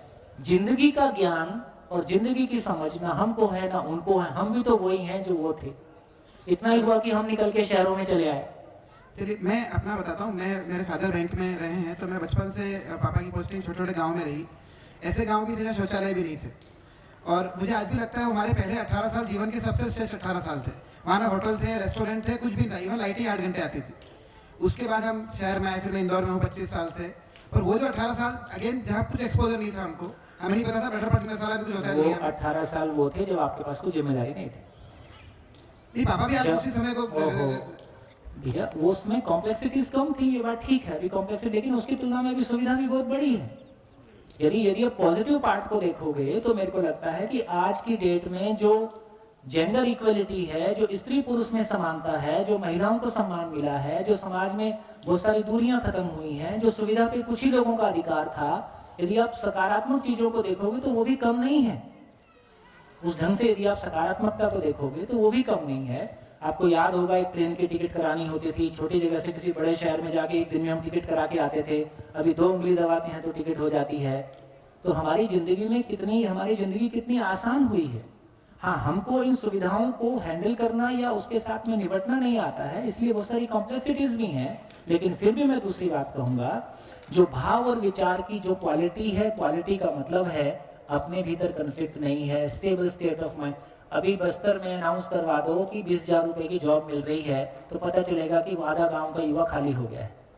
तो जो पैसे की तलाश हमारी है वो उनकी भी है। तो उस लेवल पे आदमी का भरना, अभी जो बात मैं आपसे कहने जा रहा हूं उसकी ग्रेविटी कितनी आप तक अभी पहुंच रही है, धीरे धीरे अपन और क्लैरिटी से बात कर पाएंगे। लेकिन जो भाग हमारा खाली है वो किसी हद तक उनका भी खाली है, क्योंकि हम भी गांव से ही उठ के आए हैं। इतना ही हुआ कि हम थोड़े पढ़ लिए हैं। तो माइंडसेट की जब हम बात करेंगे तो कोई फर्क नहीं पड़ता कि गरीब है या अमीर है। कोई एक गरीब आदमी भी बहुत अच्छी मानसिकता का हो सकता है, अच्छा व्यक्ति पढ़ा लिखा आदमी भी बहुत अच्छी मानसिकता का हो सकता है, और एक पढ़ा लिखा आदमी भी बहुत खराब मानसिकता का हो सकता है। तो इन जनरल ये पाना कि गांव अच्छे हैं या आदिवासी अच्छे हैं या कोई देश विशेष अच्छा या बुरा है, तो हम इन जनरल तो देखेंगे कि हाँ माइंडसेट के रूप में हमको ये वैरायटी दिखाई देती है। प्रोफेसर अगर अपन 98% लोगों को ही मान के चलेंगे, वो आप 90 कम कर लो, मेरे को उसमें ऐसी कोई आपत्ति उसमें नहीं। शायद सुधार करने की हमारे खुद के साहस ही कम हो जाएंगे फिर तो। नहीं, अगर नहीं। पूरी दुनिया खराब है तो बाकी दो को बिगाड़ ले इससे अच्छा। ओहो, देखिए उसको तो इतना ही मतलब है कि आप दूर ना जाएं। ये जो 95% है इनका 95% हो सकता है, इसका मतलब है कि हम जिस मोहल्ले में रहते हैं वहीं तक सीमित हो जाएं। अपने मोहल्ले में सर्वे कर लें, कितने प्रतिशत लोग जिंदा रहने के धरातल पर हैं, कितने प्रतिशत लोग, कितने परिवारों में कोई शिकायत नहीं है और कोई अभाव की मानसिकता नहीं है। इसको तो आराम से सर्वे कर सकते हैं। अपने आसपास के घर देख लो, दूर मत जाओ, उसमें देख लो कितना निकलता है और अपना ही देख लें। दूर क्यों जाएं, पहले अपने से शुरू करें। अपने परिवारों में झांक के देखें कि हमारे परिवार के सारे संबंधों में कैसा हम चाहते हैं और कैसी स्थितियां हैं, और 20 साल पहले कैसी थी, 20 साल से अभी बेहतर हो रही हैं कि और सोचनीय स्थितियां बन रही हैं। क्या लगता है? सर, आपके ऑब्जर्वेशन में एक चीज और मैं जोड़ना चाहूंगी। मैं अभी उदयपुर रह रही हूँ, तो वहाँ एक कहावत है कि आपको किसी आदिवासी गांव को बिगाड़ना हो तो आप वहाँ सड़क बना दो। मतलब अगर आपको वो गांव वाले बहुत खुश दिख रहे हैं, बहुत राजी दिख रहे हैं, आप वहाँ जाके देखते हो कि अरे ये कितने संतुष्ट है, तो इस डेफिनेटली आप कच्चे रास्ते से गए हो, पैदल गए हो। अगर वहाँ सड़क होती तो वो इतने संतुष्ट नहीं होते। तो इनकी बात का जवाब यही है कि एक्चुअली वो संतुष्ट क्योंकि उनके पास और कुछ है ही नहीं। जैसे मतलब वो समझ का अभाव है, वो संतुष्ट है तो नासमझी से संतुष्ट है। जब उनको जैसे ही थोड़ा पैसा आएगा तो तब भी नासमझी रहेगी वो जो और तब दीदी- वो हमारी स्थिति में आ जाएंगे। वो जो दीदी बोल रही थी कि उनको जब मैं बताती हूँ कि मैं डॉक्टर हूँ, वो प्रभावित नहीं होते हैं, क्योंकि उनको पता ही नहीं कि डॉक्टर होता क्या है। तो वैसी वाली स्थिति है। तो जिस गांव में एक भी कार नहीं है, जिन्होंने बस्तर में हम गए, तो जब हम कार लेके पहली बार बस्तर में गए तो हमारे वो आदिवासी दोस्तों ने कहा कि अपने गांव में कार लेके जाएंगे। इस प्लेनेट पे पहली बार उस गांव में कार गई थी, और कार के प्रति रिएक्शन कैसा था आपको पता है? वो तो रास्ते में वो नदी नाले थे, तो हमने कहा भाई कार तो जाएगी नहीं। बोले नहीं भैया कार तो लेके जाएंगे। तो मारुति 800 थी, तो 2 बांस इधर से डाले, 2 इधर से डाले, उठा के रख दी। बोले कार तो जाएगी, ले गए। हमको भी खुशी हुई, इनको कोई चीज में खुशी मिल रही है, हम तो इनके साथ काम ही कर रहे हैं। जब कार जाके खड़ी हुई, ऐसे घर थे किनारे किनारे, तो सब कोई ऐसा लोहा, इतना बड़ा लोहा चलता हुआ आ रहा है, उसको देख के वो लोग इतने घबराए कि सबने अपने घरों में घुस के दरवाजे बंद कर लिए। फिर धीरे से छोटा सा दरवाजा खोल के देखते हैं कि अब क्या है। फिर उनके अपने लोग उससे निकले, तो उनको थोड़ा आश्वस्ति हुई कि अपने ही लोग हैं। और मैंने उनको कार को हाथ लगा के छू के ऐसे छूते हुए देखा। उन्होंने कभी ट्रेन नहीं देखी थी और बस भी नहीं देखी। जब एक बार हम उनको दिल्ली घुमाने ले गए, तो किसी एक घर में लैट्रिन बाथरूम के लिए जाना था, तो चप्पल निकाल लिया बाथरूम के पहले। मेरा इतना साफ सुथरा दिख रहा है, इसमें लैट्रिन कैसे करूं? आधा घंटा वहां खड़ा होके आ गया हो। बोले इतना साफ दिख रहा है, इसमें कैसे लैट्रिन कर सकता हूं? तो इसका मतलब ये हुआ कि उनका भोलापन इस बात का है कि उनको उस चीज का अभी एक्सपोजर नहीं हुआ है। ये बात आपकी ठीक है, लेकिन उसको यदि अवसर मिलता है, यदि उसको अवसर मिलेगा तो वो भी भोगना चाहता है। तो है मतलब ना? हम उसको वो इससे मुक्त हो गया है, वो इससे मुक्त हो गया है, ऐसा नहीं है। उसको ये भी नहीं मिला है, ऐसी स्थिति है। हाँ, हम ultimate- अच्छे लोग हर जगह मिल सकते हैं। मैं उसको सिचुएशन पे आ रहे हैं कि पहले तो हम उनको पिज्जा खाना सिखाएं, बिल्कुल फिर हम नहीं। उसको उसकी समस्याएं बताएं। नहीं, मैं तो ऐसा नहीं कह रहा हूँ, मैं तो ऐसा बिल्कुल नहीं कह रहा हूँ। मैं तो बिल्कुल इन सब विचारों से गुजरा हूँ। तो आदिवासियों के बारे 2 तरह के विचार हैं। एक तो जैसे हैं इनको ऐसा रहने दो, दूसरा इनको अपने जैसा बनाओ। तो पता चला दोनों ही ठीक नहीं है। मैंने केवल आदिवासी नहीं कहा, मैंने पूरे गांव के बारे में पूरे बोला। सबकी बात कह रहा हूँ, मैं सबकी बात कह रहा हूँ।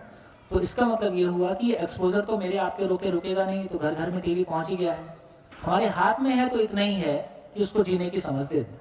आज की डेट में क्या आप अपने बच्चे से ये कहने की हिम्मत कर सकते हो कि हम में से मोबाइल में से एक चीज चूज कर ले?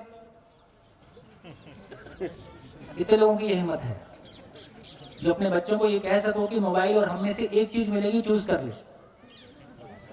तो कहेगा तुम्हारे बिना तो चल जाएगा, मोबाइल के बिना नहीं चलेगा। तो अब वो हमारे पास ऑप्शन नहीं है कि हम एक्सपोजर ना दें। अब ऑप्शन इतना ही बचा है कि उसको समझ दे दें, मोबाइल में क्या देखना है क्या नहीं देखना है, इतना वो तय कर सकता है। बढ़िया बढ़िया। तो धीरे से हमारी ये क्लैरिटी बन रही है कि ये कुछ मानसिकता की बात, इसमें मानसिकता की बात, ये मानसिकता है।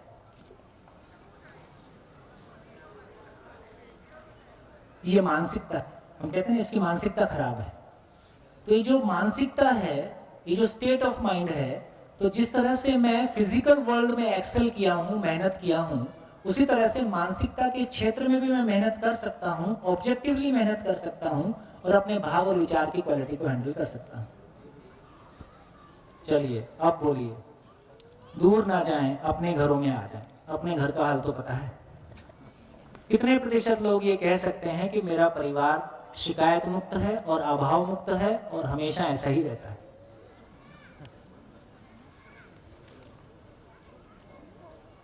कितने लोग ऐसा चाहते हैं कि ऐसा हो जाए? चाहने का डेटा 100% और होने का डेटा, अब मैं नहीं बोलूंगा, जो बोलना है आप ही बोल लो। मैं बोलूंगा तो बोलोगे कि बोलता।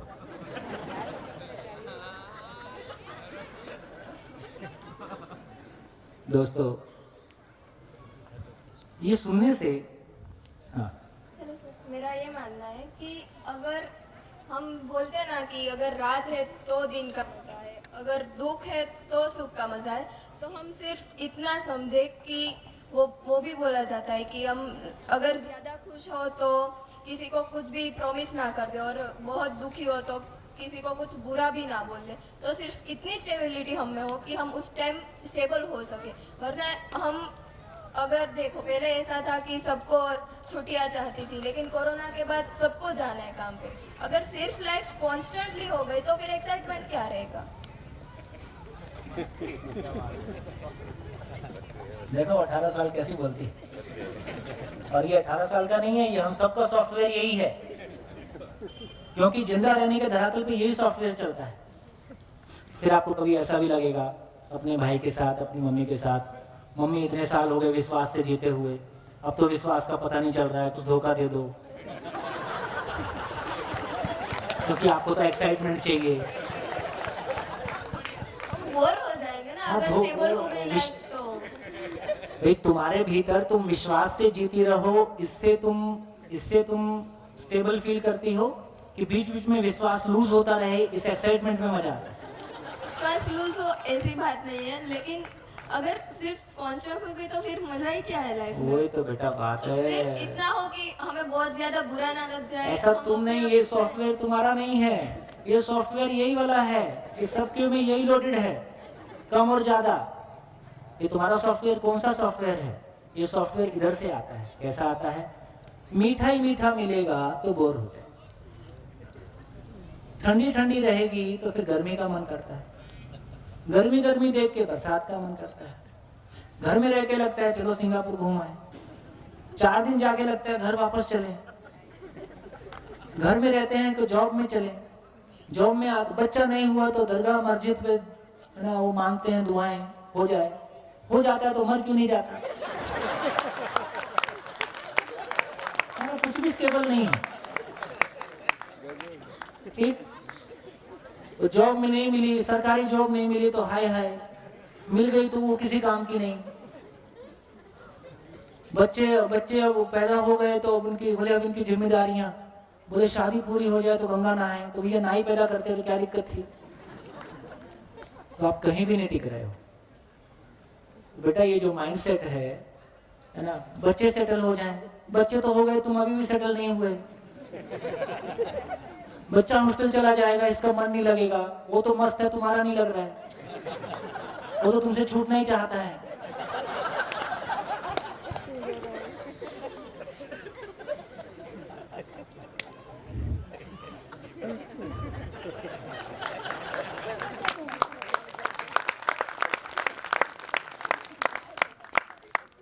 ऐसे ही तो जो मेरा मानना है सही है, हैं? इसमें चेंज करना चाहिए। इसमें अभी जो मैंने बोला था उसमें। हाँ, तुम पहले बस देखो, इसने जो बात कही है ना, वो एक पूरी जिंदा रहने की फिलॉसफी कहती है ना। तो इसने कहा कि एक्साइटमेंट, तो बेसिकली एक्साइटमेंट का मतलब है कि जिंदा रहने के धरातल पर जब चेंज होता है तो वो हमको एक्साइटमेंट लगता है। लगातार घर में रहते हुए बाहर जाने का एक्साइटमेंट, बाहर रहते हुए घर में आने का एक्साइटमेंट, इसका मतलब है कि जिंदा रहने के धरातल पर वो उसका नेचर ही है कि वो बदलता है, परिवर्तनशील है। इसलिए परिवर्तनशीलता के साथ, परिवर्तनशीलता की उसमें चाहना बनी रहती है, लेकिन जिंदगी में कहीं ना कहीं, जिंदगी को कहीं ना कहीं स्टेबिलिटी की तलाश है, उसका नेचर ही परिवर्तनशील है। इसलिए ये कॉन्फ्लिक्ट हमारे भीतर है कि यदि सब कुछ स्टेबल हो गया, सब कुछ क्या स्टेबल हो गया? जब आप सब कुछ स्टेबल हो गया बोलते हो, इसका मतलब ठंडी ठंडी रहे कुछ ना हो, गर्मी गर्मी रहे कुछ ना हो, मीठा ही मीठा रहे और कुछ ना हो, है ना। आपकी स्टेबिलिटी का मतलब ये है। जब मैं स्टेबिलिटी कहता हूं उसका मतलब क्या है? जब मैं स्टेबिलिटी बोलता हूं तो आपके भीतर कॉन्फिडेंस हमेशा बना रहे या बीच बीच में लूज होता रहे? आपके दोस्त हमेशा आपके ऊपर विश्वास करें या बीच बीच में आपको धोखा देते रहें? क्या बोलोगे? हमेशा विश्वास करें। इसमें आप कुछ बोल ही नहीं सकते, ऑप्शन ही नहीं है। तो मेरे भीतर विश्वास की निरंतरता बनी रहे, मैं यही चाहता हूं। मेरे साथ के लोग मुझ पे हमेशा विश्वास करें, मैं यही चाहता हूं। मैं हमेशा के लिए अभाव से मुक्त हो जाऊं, मैं यही चाहता हूं। मेरे भीतर कभी भी किसी वस्तु की कमी का एहसास ना हो, बल्कि मैं दूसरों की जिंदगी में कमी को मुक्त कर, दूसरों की जिंदगी में अभाव को मुक्त कर सकूं। तो दो अलग दुनिया की बात कर रहा हूं। उस दुनिया का अभी हमारे पास बहुत क्लैरिटी के साथ भाषा भी नहीं है। इसलिए मैं कहता हूं कि 99 मैं तो जो बोलूंगा मैं वही बोलूंगा। आप मेरे से असहमत होने का आपको कोटा दे ही रखा है कि जो मैं कहूं उसको मानना आपको जरूरी नहीं है ना। तो कितने प्रतिशत लोग जिंदा रहने को जीना मान, अभी हम जीना किसको मान रहे हैं? अभी रोजमर्रा की जिंदगी में हम जीना किसको मान रहे हैं? अरे हमारे घर और गाड़ी में एसी लग गया, हम इसी को जीना मान रहे हैं। एसी हमारी अंतिम लिमिट है। हमारा ऑफिस एसी है, हमारा घर एसी है, हमारा सब कुछ एसी है ना। हम हमेशा फ्लाइट में घूमते हैं, ज्यादा हो तो अपना चार्टर्ड प्लेन ले आओ। इससे ज्यादा क्या कर लोगे? इसके बावजूद भी जिंदा ही हो, जीने को छू नहीं सकते। धरती की सारी संपत्ति, धरती का सारा साधन एक आदमी की जिंदगी में जीने को छू नहीं सकता, ये नियम है। मैं सिर्फ फैमिली के अकॉर्डिंग नहीं, लाइफ के अकॉर्डिंग भी कहना मैं भी लाइफ के अकॉर्डिंग कह रहा हूँ अगर बेटा। कुछ प्रॉब्लम आ रही है लाइफ में हाँ। तो तब हम इतना प्रॉब्लम तो stable बेटा हो सकते हैं। आएगी ही। प्रॉब्लम का आना ये बताता है कि मैं अभी स्टेबिलिटी तक नहीं पहुंचा हूं। प्रॉब्लम आती है तो आप क्या करते हो? प्रॉब्लम को बनाए रखना चाहते हो कि प्रॉब्लम से मुक्त होना चाहते हो? फिर वही तो स्टेबल होना चाहते हो। अगर हम स्टेबल हो गए, हमें जीना आ गया है, हाँ। ठीक है, लेकिन फिर भी प्रॉब्लम आएगी, लेकिन हम उसका आती रहेगी, solution सॉल्यूशन करते रहेंगे, अपना भी कर देंगे, दूसरों का भी कर देंगे। हाँ। और क्या, इतने तो धंधे अपना, और क्या करेंगे? सर प्रॉब्लम आएगी तो रोना गाना करें कि प्रॉब्लम को हैंडल करें और दूसरों को भी हैंडल करना सिखा दें? इतना ही करेंगे। प्रॉब्लम नहीं आएंगी ऐसा नहीं है, प्रॉब्लम आती रहेंगी। जिससे एक समय था जो मेरा टीचर पूछता था बताओ 2+2 क्या होता है, तो मैं घबरा जाता था, मेरे से जुड़ता नहीं था। अब कोई मेरे से पूछे तो 2+2 क्या हो गया, अब मेरे को दोबारा भूल जाऊं एक्साइटमेंट है, या +2+2 बना रहता है, 4 होता है। अब दूसरों को नहीं आता, उनको बता देता हूं। इसका मतलब है कि एक समय तक मेरे को कोई काम नहीं आता, चाहे वो जिंदा रहने का है, चाहे वो जीने का है। मैं उसमें अपनी कॉम्पिटेंस चाहता हूं, परफेक्शन चाहता हूं कि हमेशा अधूरापन रहे, ऐसा चाहता हूं। तो परफेक्शन चाहता हूं। मेरे से कभी कोई गलती हो, मैं ऐसा चाहता हूं कि मुझसे गलती ना हो, मैं ऐसा चाहता हूं। मैं गलतियों के साथ जीना चाहता हूं कि गलतियों से मुक्त होना चाहता हूं। तो गलतियों से मुक्त होना चाहता हूं, ये मेरी नेचर में है ना। इसमें मैंने कुछ बना लिया ऐसा नहीं है, बाय नेचर ऐसा, क्योंकि नेचर में गलती नहीं है, क्योंकि नेचर अपने आप में पूर्ण है। मैं उसकी सर्वश्रेष्ठ कृति हूं। मैं उस पूर्णता को व्यक्त करना चाहता हूं, उस पूर्णता को एक्सप्रेशन देना चाहता हूं। ऐसे नेचर है। सॉरी। हाँ सर, तो वैसे बुद्ध और महावीर या ओशो के अलावा अभी आप कोई लाइव एग्जांपल दे सकते हैं जो ये स्टेबिलिटी के ऊपर पहुंच गया है? मुझे ये थोड़ा सा आइडियोलॉजिकल भी लगता है, मतलब आदर्शवाद लग रहा है कि ये स्टेट ऑफ माइंड के ऊपर जाके इतने अरबों लोग कैसे सरवाइव कर पाएंगे? हम तो चाहते हैं कि पूरी दुनिया का उद्धार हो जाए, पूरे एग्जिस्टेंस का उद्धार हो जाए। अगर ये हो गया तो फिर दुनिया कैसे चलेगी? ये दुनिया हो गया तो इस दुनिया ऐसा हो जाए तो दुनिया चलेगी, कि ऐसा नहीं हो तो दुनिया चलेगी? वैसे अभी तो चल ही रही है सर। किसी को चलना मानना है तो फिर तो कोई बात ही सर नहीं मैं है। एक लाइव एग्जांपल भी चाहता हूँ, इफ यू हैव। 8वें दिन बात कर ले तो ज्यादा अच्छा है, ओके सर, थैंक यू। है ना। देखो, रेडीमेड आंसर से मेरा विश्वास आपका विश्वास नहीं बन सकता। आपकी जिंदगी में घटी घटना है, मेरी जिंदगी में नहीं घट सकती। इसका मतलब है यदि अपने को उस आधार पे भरोसा हो जाए, पहले तो है कि ऐसा हम चाहते हैं कि नहीं चाहते। अभी दूर ना जाए, दुनिया की बात छोड़ दे। मेरा परिवार किन्हीं समस्याओं के साथ है, मैं उन समस्याओं के साथ जीना चाहता हूँ कि मैं उन समस्याओं से मुक्त होना चाहता हूँ। ऐसा एक परिवार मुक्त होना चाहता है कि सभी होना चाहता है?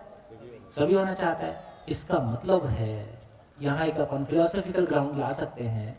इसका मतलब है ऐसा एक परिवार चाहता है कि सभी चाहते हैं? सभी चाहते हैं। यदि सभी परिवार ऐसा चाहते हैं और ऐसा हो नहीं सकता, ऐसा वाली बात यह है कि सभी परिवार चाहते हैं कि वो समस्याओं से, अभाव से मुक्त हों, और ऐसा हो नहीं सकता, तो ये एग्जिस्टेंस में डिजाइन फॉल्ट हो गया।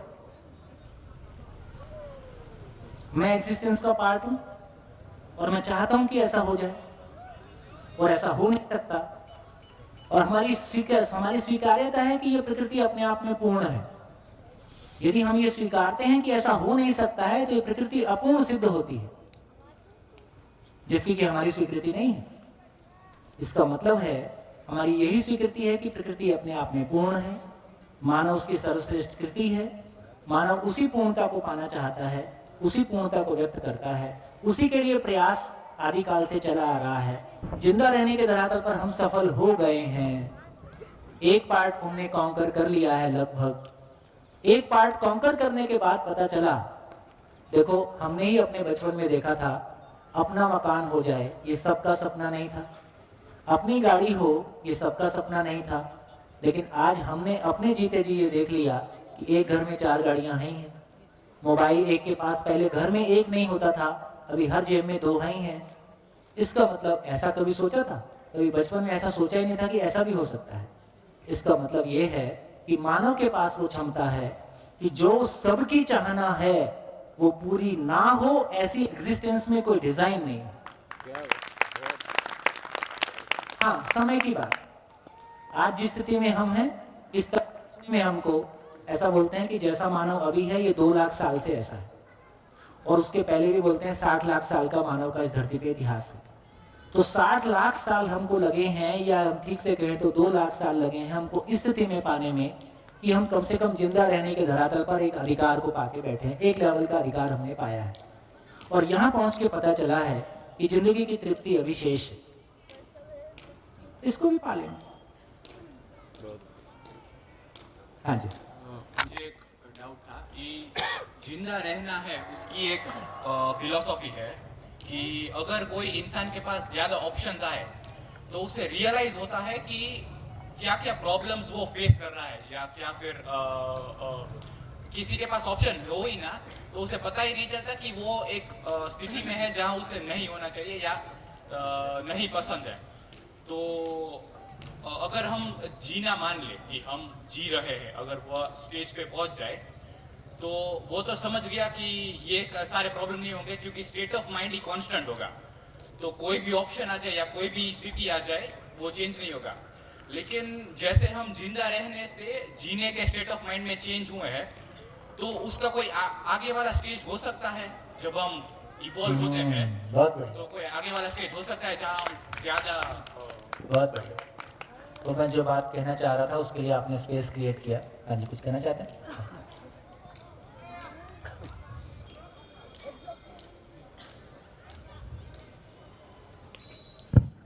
નમસ્કાર, મારું નામ રાજેશ ધામેલિયા, સુરત મહાનગરપાલિકા સંચાલિત મહારાણા પ્રતાપ પ્રાથમિક શાળામાં શિક્ષક તરીકે ફરજ બજાવું છું। સૌથી પહેલાં ગુજરાતીમાં કેટલા સમજેમ છે, એટલે જે હું કહેવા માગું છું એ ગુજરાતીમાં વ્યવસ્થિત રીતે કહી શકું। ઓકે, હવે મારો પ્રશ્ન નથી, પણ આ જ બાબતને લઈને હું જે સમજ્યો છું એ કહેવા માગું છું કે મને એવું લાગે છે જિંદા રહના ઓર જીના એમાં અત્યાર સુધી જે ડિસ્કશન થાય છે અને તેમાં જે કેટલાક મિત્રો પોતાના જે ભાવ વ્યક્ત કરે છે કે આમાં પ્રોબ્લેમ લાગે છે, તો હું જે સમજ્યો છું એ ઉદાહરણ આપું કે જિંદા રહના એ આખી અલગ વસ્તુ છે। આપણે અહીંયા જે શબ્દ સ્પર્શ રૂપ રસ ગંધ પંચ ઇન્દ્રિયની વાત કરી ને બાકીની જે વાત કરી એ સમજાવવા માટેની વાત છે, કારણ કે સરને જે સમજાવવું છે એટલે સોમભાઈને જે સમજાવવું છે એના માટે એમણે કંઈક વસ્તુનો તો આધાર લેવો, એટલે એમણે જ એક વખત વાત કરી આ જ દિવસે કે શબ્દો આના માટે જીના માટેના શબ્દો જે કયા લેવા, તો એ હજી ડિક્શનરીમાં નથી। એટલે કે કહેવાનો મતલબ કે કયા શબ્દોની પસંદગી કરી, જે શબ્દ પસંદ કરશે એમાં પ્રોબ્લેમ થશે। આધ્યાત્મિક લેવલની એક વાત અત્યારે નથી કરતો, પણ એક મિત્રે એમણે પૂછ્યું કે કોઈ ઉદાહરણ, તો ઉદાહરણના રૂપમાં હું બીજા એક વ્યક્તિનું ઉદાહરણ આપું। દાખલા તરીકે ગોવિંદભાઈ ધોળકિયા, તો એમની પાસે જિંદા રહેના માટે જે વસ્તુઓ આપણે વિચારીએ એ બધી જ વસ્તુઓ છે, પણ હું એમ કહીશ કે એ વ્યક્તિ અત્યારે जिंदा नहीं जीवे छे, આપણે ગુજરાતીમાં કહે તો જીના હે। કારણ કે કોઈ પણ વસ્તુ આપણે પહેલા એક બાબત એ સમજી લે કે આપણે એવું સમજ્યા છીએ કે પૈસા વધારે કમાવા એટલે जिंदा રહેના છે અને પૈસા નહીં કમાવા એટલે જીના હે। કદાચ આવી કંઈક આપણે સમજીએ છીએ એને લીધે તેનો પ્રોબ્લેમ છે, પણ હકીકત વસ્તુ એવી છે કે આપણી સામે જે કોઈ પ્રશ્ન આવે, હમણાં મારી દીકરીએ પ્રશ્ન પૂછ્યો એટલે મને એમ થયું કે ચાલો થોડી વાત કરીએ। દીકરી એમ પ્રશ્ન પૂછ્યો કે જો સ્ટેબિલિટી જ હોય, કાયમ સુખ ને સુખ જ હોય તો પછી મજા ક્યાંથી આવે? પણ જીના રહેના એટલે એવી વાત નથી, પણ જીના રહેના એટલે એમ વાત છે કે આપણા રોજિંદા જીવનમાં આપણાથી અનિચ્છિત કોઈ પણ ઘટના બની ગઈ ત્યારે પણ આપણે આપણી જાત ઉપર સંયમ જાળવી શકીએ, એનું નામ જીના રહેના.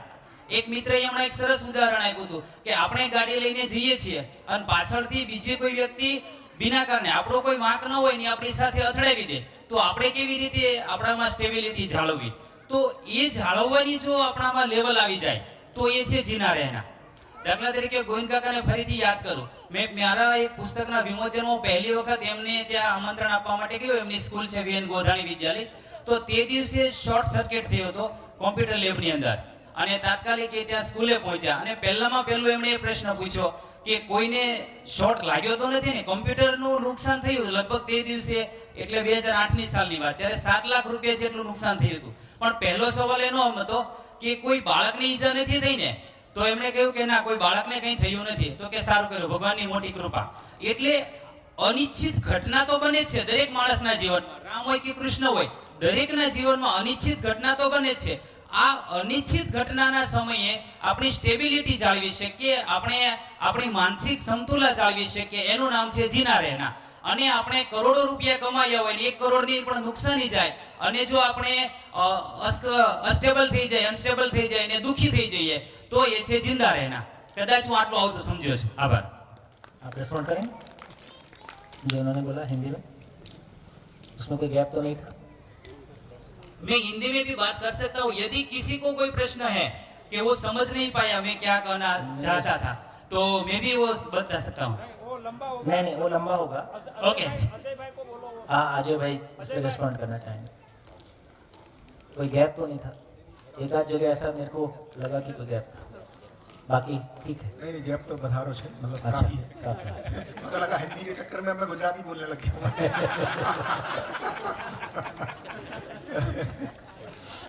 तो एक तो इसमें धामिलिया भाई अपने को ये ध्यान रखना है कि अपने बारे में सोचना है.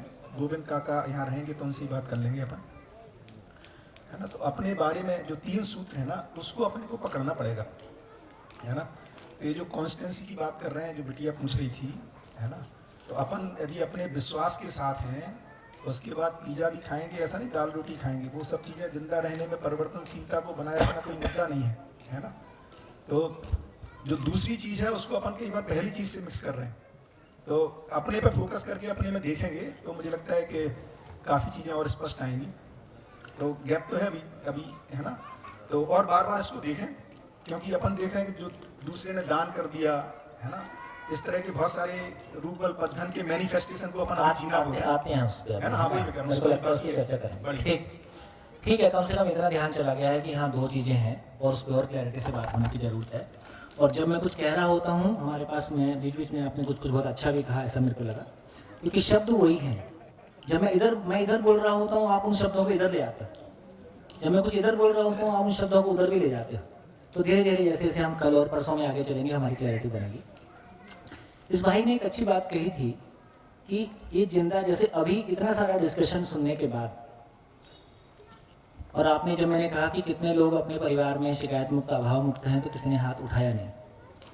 एक मौन स्वीकृति तो है कि हाँ सोचने लायक बात है, लेकिन इसके बावजूद भी कई लोग के मन में कंफ्लिक्ट चल रहा होगा. अभी भी नहीं, मैं तो केवल जिंदा नहीं हूं, मैं जी रहा हूं. ऐसा कितने लोगों के मन में चलता है? एक, कितने लोगों को लगता है मैं जी रहा हूं? ठीक है, ऐसा कुछ लोगों के हाथ उठते हैं. इसका मतलब है, इसको थोड़ा सा और क्लियर कर देते हैं. देखिए 3 स्टेजेस हैं. इन्होंने जो बात की, अभी स्टेजेस की बात की. एक स्टेज है जिसको हम कह रहे हैं संवेदनहीनता. दूसरी एक स्टेज कह रहे हैं जिसको कह रहे हैं संवेदनशीलता. तीसरी एक स्टेज है जिसको बोल रहे हैं संज्ञानशीलता.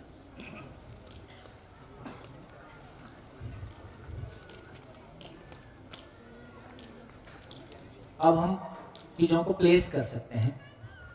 एक छोटा सा एग्जांपल शेयर करता हूँ, फिर आगे बात करूँगा. इसी तरह का एक शिविर गुजरात में चल रहा था और वो एग्जांपल मुझको हमेशा ज़्यादा सूटेबल लगता है. मैं फिर से वही आपके सामने रखता हूँ और फिर आपसे रिस्पॉन्ड लूँगा. किसी एक ऐसे ही शिविर में इसी चर्चा पे एक आदमी काफ़ी गुस्से में उसने कमेंट किया कि मैंने 65 टाइम्स ब्लड डोनेट किया है। 65 टाइम्स मैंने ब्लड डोनेट किया है, अब आप बताओ मैं जिंदा हूं कि मैं जी रहा हूं? तो बताइए। सुबह से लेके सारी चर्चा हुई, विशेष रूप से जो लोग पहली बार शिविर कर रहे हैं उनसे पूछा है अभी कि यदि किसी व्यक्ति ने 65 टाइम्स ब्लड डोनेट किया है, हम उस आदमी को नहीं जानते हैं, उसकी स्टेट ऑफ माइंड को हम नहीं जानते हैं, लेकिन एक्टिविटी को जान रहे हैं कि उसने ब्लड डोनेट किया है, और वो अखबार में नाम छपाने के लिए नहीं किया है, किसी पैसे की तलाश में नहीं किया है, तो आपको क्या लगता है कि ब्लड डोनेट करना, दूसरों की मदद करने के लिए ब्लड डोनेट करना, ये जिंदा रहने में आएगा कि जीने में आएगा? तो कितने लोगों को लगता है कि जिंदा रहने में आएगा? नए लोगों से पूछ रहे हैं, पहली बार वालों से, जिंदा रहने में आएगा। कितने लोगों को लग रहा है कि जीने में आएगा? ठीक है, इसमें लगभग बराबर का रेशो निकला। तो जिंदा रहने वाले अपना समझा दें, जीने वाले अपना समझा दें। हाँ जी, एक जन माइक ले लें, अपना अपना व्यू एक्सप्लेन कर दें। ये जो आपने लिखा है ना कि संवेदनशीलता, तो ब्लड डोनेट करते हैं तो वो संवेदनशील है, तो उसकी वजह से ब्लड डोनेट करते हैं तो वो भी जिंदा रहने में भी आ गया ना। जीने में क्यों नहीं आएगा? संज्ञानशील नहीं है, यानी वो जो कर रहे हैं वो संवेदनशीलता से कर रहे हैं। संज्ञान तो उसको क्यों ना अपनाए?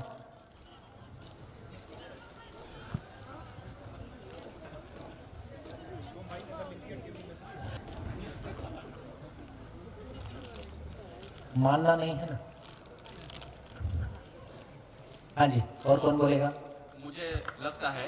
कहाँ हो आप? यहाँ। हाँ, आप रिपीट कर सकते कितनी बार ब्लड डोनेट किया? 65। हाँ, तो मतलब हम उसे अच्छी तरह से जानते नहीं उस इंसान को, लेकिन वो याद कर कर कि उसने कहा कि मैंने 65 टाइम्स ब्लड डोनेट किया। इसका मतलब है कि उसने काउंट किया हर बार जिसकी बार उसने ब्लड डोनेट किया। हाँ, पर ऐसा मुद्दा नहीं है।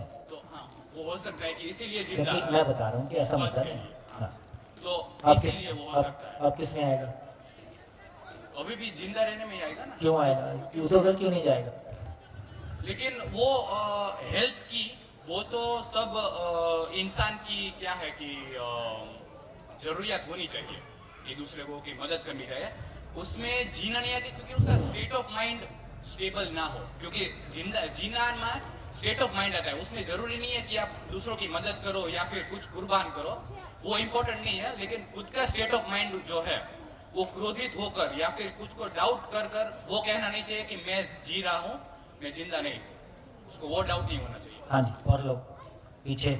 सर, हाँ हाँ, ये 65 टाइम जो ब्लड डोनेट किया वो जीना ये है, क्योंकि 5 पॉइंट आपने जो बताए वो सबके सब आते हैं, जो कि ब्लड डोनेट में उसका अभय है, औरों के प्रति अच्छा भाव है, खुद के प्रति अच्छा भाव है, संतोष है और किसी का भला हो सकता, इसे ही जीना कहते हैं। तो ये जीना ही है, 100% जीना ही। हाँ जी, मेरा नाम जिग्नेश और मैं एक शिक्षक हूँ जी। जो 60 बार डोनेशन किया है, वो क्रिया की आधारशिलता क्या है, उसकी नींव क्या है, किस सोच से और किस भाव से किया है, उससे हम जिंदा है या जीना है वो तय कर सकते हैं। देखिए, मैंने कहा कि भाव का तो हमको पता नहीं, एक्टिविटी का पता है। एक्टिविटी जिंदा रहने में आएगी कि जीने में आएगी? हाँ जी, और एक्टिविटी से तो कोई पता नहीं कर सकते। चलिए कोई बात नहीं, बाकी जिनके पास माइक है वो बोलें। That person, the person who has donated 65 times the blood, right? He's still trying to prove by his identity. पद वाली बात कर रहा है वो। हाँ, ये चूंकि डिस्कशन में ऐसा आ गया इसलिए उनको ऐसा कहना पड़ा। डिस्कशन में ये आ गया कि लॉजिक ये कह रहा है कि या तो तुम जिंदा रहने में हो या तुम जीने में हो। या तो जिंदा रहने में ही है वो। लेकिन उसको लगता है कि नहीं यार, मैं इतना अच्छा काम कर रहा हूँ, तो आप मेरी इस एक्टिविटी के बारे में बताओ। तो गिना नहीं रहा है, पद वाली बात नहीं है, जैसा इन्होंने भी कहने की कोशिश की। तो मैं आपको ये कह रहा हूँ कि पद वाली बात नहीं है। अब बताओ। नहीं, तो भी आंसर तो जिंदा रहना ही है। क्यों क्यों क्यों? आई एम नॉट श्योर जी। मेरे अकॉर्डिंग जिंदा रहने में आएगा क्योंकि उन्होंने सिर्फ ब्लड डोनेट करके सर्वाइवल में मदद किया है, बट उनका विश्वास और समाधान वो सब अभी भी सॉर्टेड नहीं है ब्लड डोनेट से. सो वो सिर्फ सर्वाइवल प्रोसेस में हेल्प किया है, so that still counts as activity wise कि वो जिंदा है. जी मैं महेश चौधरी शिक्षक हूँ और जयपुर से आया हूँ जी. आपने 3 शब्द लिखे हैं, संवेदनहीनता, संवेदनशीलता और संज्ञानशीलता. मुझे एक बचपन की कहानी याद आती है कि एक कहानी मैंने ऐसी पढ़ी थी जिसमें ये तीनों चीजें थी. यहाँ चलते हैं नहीं चलते हैं, जयपुर में जो आदमी जो रिक्शा चलाता है पैर से, उसमें पैसेंजर जैसे साइकिल की तरह रिक्शा चलाता है, पैसेंजर बैठते हैं. यहाँ चलते हैं नहीं चलते दिल्ली में भी चलता है यहाँ. उसकी एक कहानी जो है वो बचपन में मैंने पढ़ी थी. उसमें ये था कि कोई एक आदमी रिक्शा में बैठा था और रिक्शा चल रहा था तो सामने चढ़ाई थी. ऊपर चढ़ते टाइम वो आदमी जो है, एक आदमी जो है कि उसको रिक्शा चलाने वाले को ये कहता है कि जोर से जल्दी चल, मुझे जो है वो देर हो रही है, देर से जल्दी नहीं चलाया जाता क्या. ये एक स्थिति थी उस कहानी में संवेदनहीनता की. बहुत बढ़िया. दूसरी स्थिति उसमें ये थी कि एक दूसरा पैसेंजर उसी रिक्शा में बैठा था दूसरी बार, तो वो मन से ये कह रहा था कि भैया देख, चढ़ाई में भी तू इतनी मेहनत करता, तेरे को जोर बहुत आता है. ये थी उसकी स्थिति संवेदनशीलता की. और एक तीसरा आदमी उसमें बैठा, जब चढ़ाई आई तो उसने सोचा कि जो है इसमें इसको बहुत जोर आता है, इसलिए वो उतर गया. बोले भैया चढ़ाई तक जो है ना मैं नीचे उतर जाता हूँ, तू चढ़ा ले, उसके बाद में बैठ जाऊंगा. ये स्थिति उसकी संवेदनशीलता के बाद में जब उसने खुद एक्शन लिया, वो स्थिति आई संज्ञानशीलता की. जहां उस काम में यदि देखिए संवेदनहीनता है, उसको हम जिंदा रहना भी नहीं कह सकते, उससे भी निम्न दर्जे की चीज है. यदि संवेदनशीलता है लेकिन उस संवेदनशीलता के लिए हम अपना त्याग कहीं कुछ नहीं कर सकते, तो वो भी जिंदा रहना ही है. यदि उस संवेदनशीलता में संज्ञानशीलता आती है, तब हम ये कहते हैं कि ये जिंदा है, वो जीना है. उस स्थिति को हम कहते हैं जीना है. Thank you. हाँ जी. और I can connect it to the संवेदनशीलता and all, but what is a basic foundation is कि comparison वो कर रहा है. When he is stating that 65 times that's the absolute figure he is mentioning, तो it itself suggests कि वो जिंदा रहना मतलब वो धरातल पे. मैंने इसको 2-3 बार पहले भी कहा है, क्योंकि डिस्कशन में ऐसा आ रहा है, जिंदा रहना और जीना को इतना आपस में अलग कर दिया गया, तो उसको उसके लिए वो अपनी बात को कह रहा है. इसमें उसका ऐसा मेंशन करना नहीं है कि 65 टाइम्स मैंने दिया है, वो मेरी आइडेंटिटी है, ऐसा उसको ना लिया जाए. ऐसा बोला. आप बताइए क्या है. नहीं. हाँ जी. सर मैं वो उसके जिंदा रहने में जब वो मददरूप हुआ 65 बार ब्लड देके, तो वो उसने उसे जिंदा रहने के लिए मददरूप जब हो रहा है, तो वो कहीं पर संवेदन है, वो संवेदनशीलता में जाता है. लेकिन जब वो मन स्वस्थता मतलब भाव विचार में वो भाव विचार की चर्चा नहीं हो रही है, एक्टिविटी की चर्चा हो रही है. हाँ सर, मैं यही कहना चाहता हूँ कि ये जो है संवेदनशीलता में ही आएगा, लेकिन संज्ञानशीलता में अगर मैं उसके भाव विचार को इम्प्रूव करने में जब मदद करता हूँ, तो जो मेरे पास है वही मैं बांट पाऊंगा. अगर मैं मेरे भाव विचार ये होंगे कि मैं इसके जीवन को बढ़ाऊं, जिंदा रहने की अपेक्षा इसके जीवन को मन स्वस्थ, उनकी अपनी मन स्वस्थता और वही मन स्वस्थता मैं तब जब प्रमाणित कर पाता हूँ, बहुत बढ़िया, तभी मैं उसको दे पाता हूँ, तो वो संज्ञानशीलता में आएगी और वो बढ़िया बढ़िया बढ़िया. हाँ जी. और बोलिए. हाँ जी. पीछे. हाँ, मैं भी इनसे सहमत हूँ. ये जो एक्टिविटी आपने बताई है, ये जिंदा रहने में आती है, ना के जीने में. आप? अच्छा. हाँ. क्योंकि ब्लड डोनेट करने से मैं उसे सिर्फ जिंदा रहने के लिए मदद कर रहा हूँ, ना कि उसको जीने के लिए बेहतर बना रहा हूँ. क्योंकि अगर मैं अपने विचार और भाव उससे शेयर करूँ, जो मुझे समझा है वो समझ अपनी शेयर करूँ, तो ही मैं उसे जीने में मदद कर रहा हूँ. अदरवाइज तो ये तो वो रूप पल पद उसमें से पद में से एक हो गया, इसके लिए वो जिंदा रहने में आता है. बहुत बढ़िया. हाँ जी. मेरे पास जो होगा मैं वही दान कर सकती हूँ. पैसा होगा तो पैसा दूंगी, जो चीज़ होगी मेरे पास वही दूंगी. तो खाना हुआ या किसी को कंबल दे दिया तो वो दूंगी. जब मैं अगर जीने का ये कॉन्सेप्ट है और ये एग्जिस्टेंशियली हर किसी पे अप्लाई होता है, यूनिवर्सल लॉ है। तो अगर मुझे जीना आ गया तो मैं उसको जीना सिखा दूंगी। बहुत बढ़िया। मेरे हिसाब से तो ब्लड देना जीने में आएगा, और अगर किसी ने ये आउट ऑफ फ्रस्ट्रेशन बोला है या किसी भी सभा में बोला है कि मैंने पेशेंट पर ब्लड दिया है, उसको छोड़ दीजिए, वो कंसिडरेबल मुद्दा नहीं है। वो आप लोग सोच रहे हो, मैं बार बार उसको मना कर रहा हूँ कि ऐसा नहीं है। तो मैं उस व्यक्ति को जानता हूँ, इसलिए ऐसा नहीं है। तो इसका मतलब वो जीने में है। बढ़िया। और कोई? मुझे एक्चुअली तीनों शब्दों को समझना था एक बार।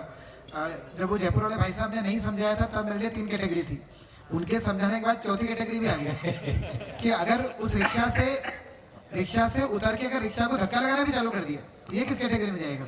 अभी तक 3 थी। आप दोनों शिविर के बाद चर्चा कल बता दें। मतलब आपकी परिभाषा क्या है तीनों की, जानना चाहता था।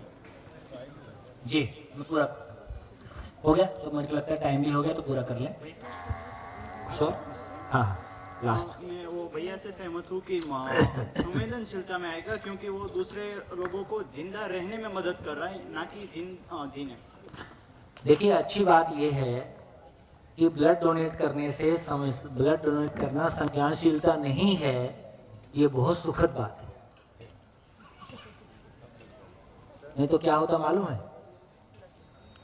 कि ये इतना 8 दिन का शिविर और फिर बोलते हैं आगे अध्ययन, तब जाके एक स्टेबिलिटी आएगी। तो ज्यादा अच्छा है सोम भाई का भोग लगा लो,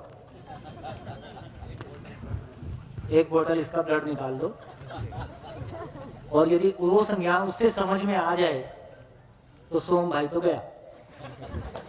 ऐसी कमी है। तो दोस्तों, ये बहुत क्लैरिटी हमारी बन रही है कि ब्लड करने से दूसरे को जिंदा रहने में मदद मिली, या मैंने किसी को ब्लड डोनेट किया और मान लीजिए मैं समझदार भी हूं, एक पूर्ण ज्ञानी व्यक्ति, पूर्ण जागृत व्यक्ति यदि दूसरे को ब्लड डोनेट करता है, तो क्या उसके ब्लड डोनेट करने से सामने वाले में स्वयं के प्रति विश्वास, संबंध में तृप्ति और अभाव से मुक्त परिवार हो जाएगा? नहीं।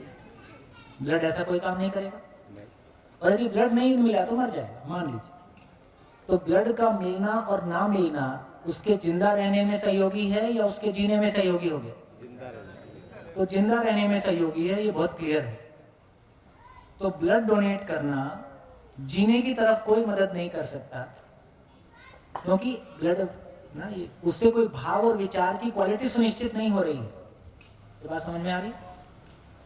भाई आप बीमार हो, मैंने आपको ब्लड दे दिया, आपने मुझको दे दिया, तो क्या मेरे आपको ब्लड देने से आपके जीवन में विचार और भाव में जो क्लैरिटी है वो हो जाएगी?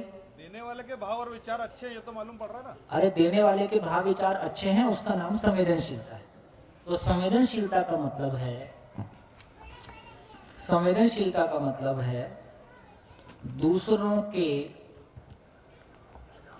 जिंदा रहने के लिए प्रसन्नता पूर्वक, खुशी से अपना तन मन धन नियोजित करना।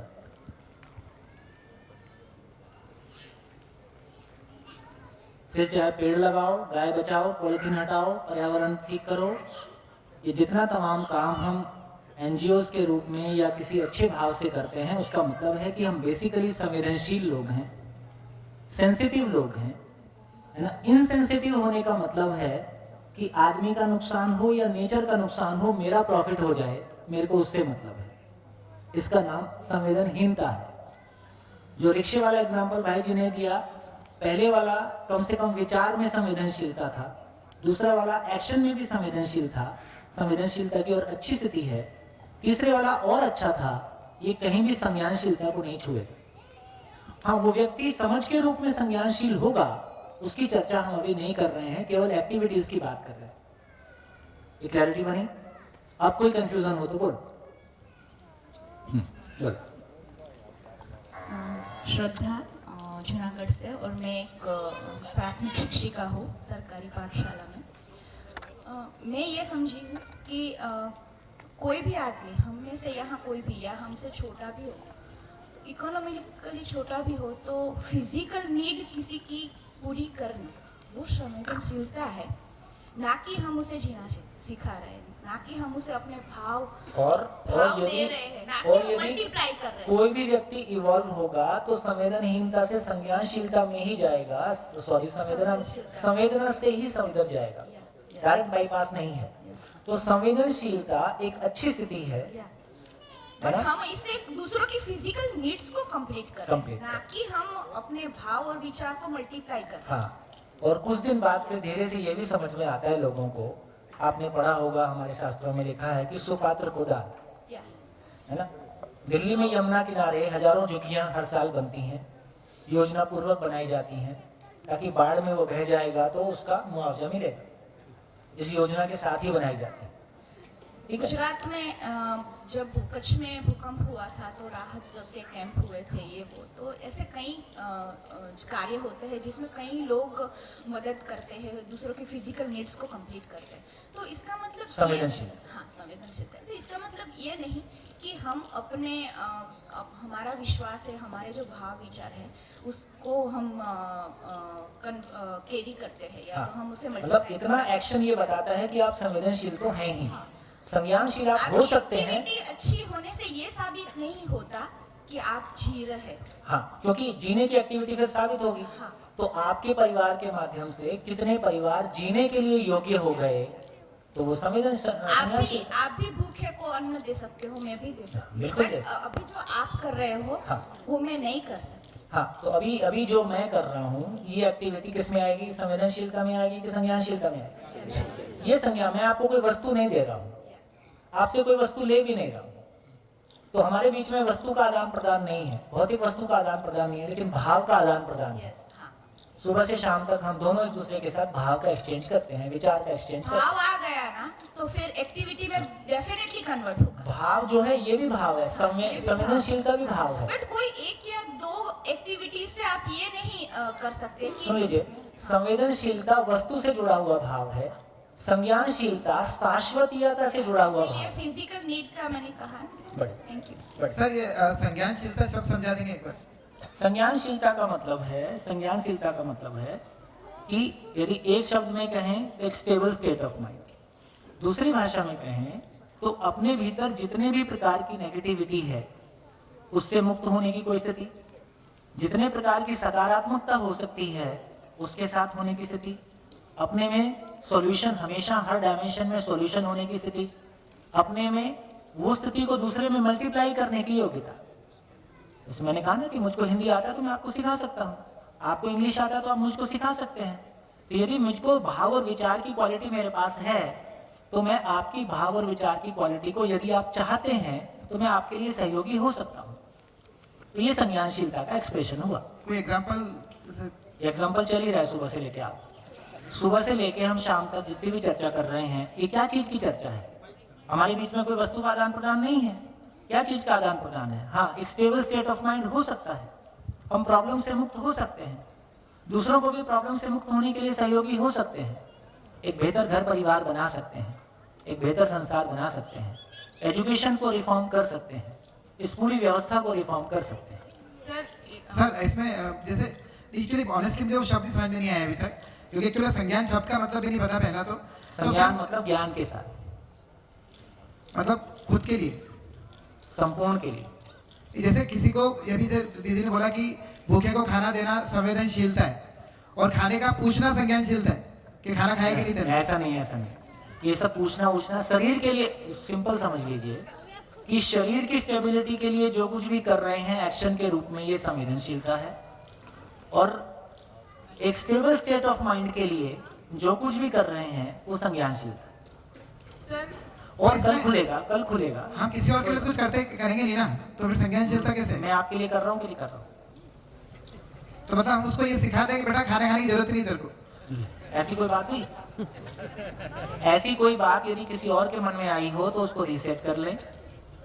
जिंदा रहना हमारी आवश्यकता है, जीना हमारा पर्पस है, तो हमारे पास जिंदा रहने का सामान भी भरपूर हो, आवश्यकता अनुसार हो, और हमारे पास जीने की क्लैरिटी भी हो। हमारे पास जिंदा रहने का सामान है लेकिन जीने का पर्पस नहीं है, तो जिंदगी कैसी होगी? किसी पॉइंट पे जाके वो खालीपन आ जाता है। ये अपने में बहुत सारा हम गोल गोल घूमते हैं। तो हमारे पास जीने की क्यों जी रहा हूं ये भी पता हो, इसका मतलब है कैसे जीना है। ये बेसिकली क्यों का आंसर है, क्यों जीना है।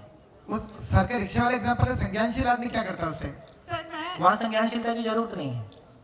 यदि आप उस रिक्शे वाले के साथ मित्रता पूर्वक, उसको भी उसमें स्वयं के प्रति विश्वास, उसके परिवार में अभाव और शिकायत से मुक्ति के लिए कोई काम करते हैं, तो ये संज्ञानशीलता का काम होगा। उस रिक्शा लेके ऑटो रिक्शा दिलवा दें उसको, ये संवेदनशीलता होगा। और ऑटो रिक्शा से उसकी जिंदगी खराब हो सकती है,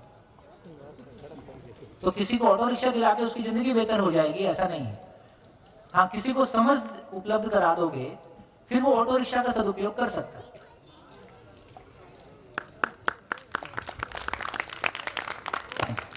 सर मैं ये रिक्शे वाला एग्जांपल लेके एक चीज रिक्शा पसंद आ गया है सब। बस मैं खुद के कॉम्प्रिहेंशन के लिए समझना चाह रही थी कि जो वो संज्ञानशील होता अगर वो तीसरी सिचुएशन में, तो क्या वो तो ठीक है कि वो चढ़ाई है या वो कुछ भी करता संवेदनशीलता के सब्जेक्ट टू संवेदनशीलता, लेकिन क्या वो संज्ञानशील व्यक्ति ये सोचेगा कि ये ऐसी सिचुएशन है ही क्योंकि एक आदमी को दूसरे लोगों को टोकना पड़ रहा है, उठाना पड़ रहा है, बहुत तो मैं उस व्यवस्था में क्या भागीदारी कर सकता हूँ? बहुत बढ़िया, ये बहुत अच्छा एंगल है। तो देखिए, धीरे से हमको ध्यान जाता है कि यार मानव कोई बढ़िया चीज है, मानव कोई बड़ी चीज है। ये मानव सड़क पे हटा के ऐसे ऐसे करता रहे या कुछ और ऐसे काम करता रहे जो बेसिकली जिसमें मशीन उसको रिप्लेस कर सकती है।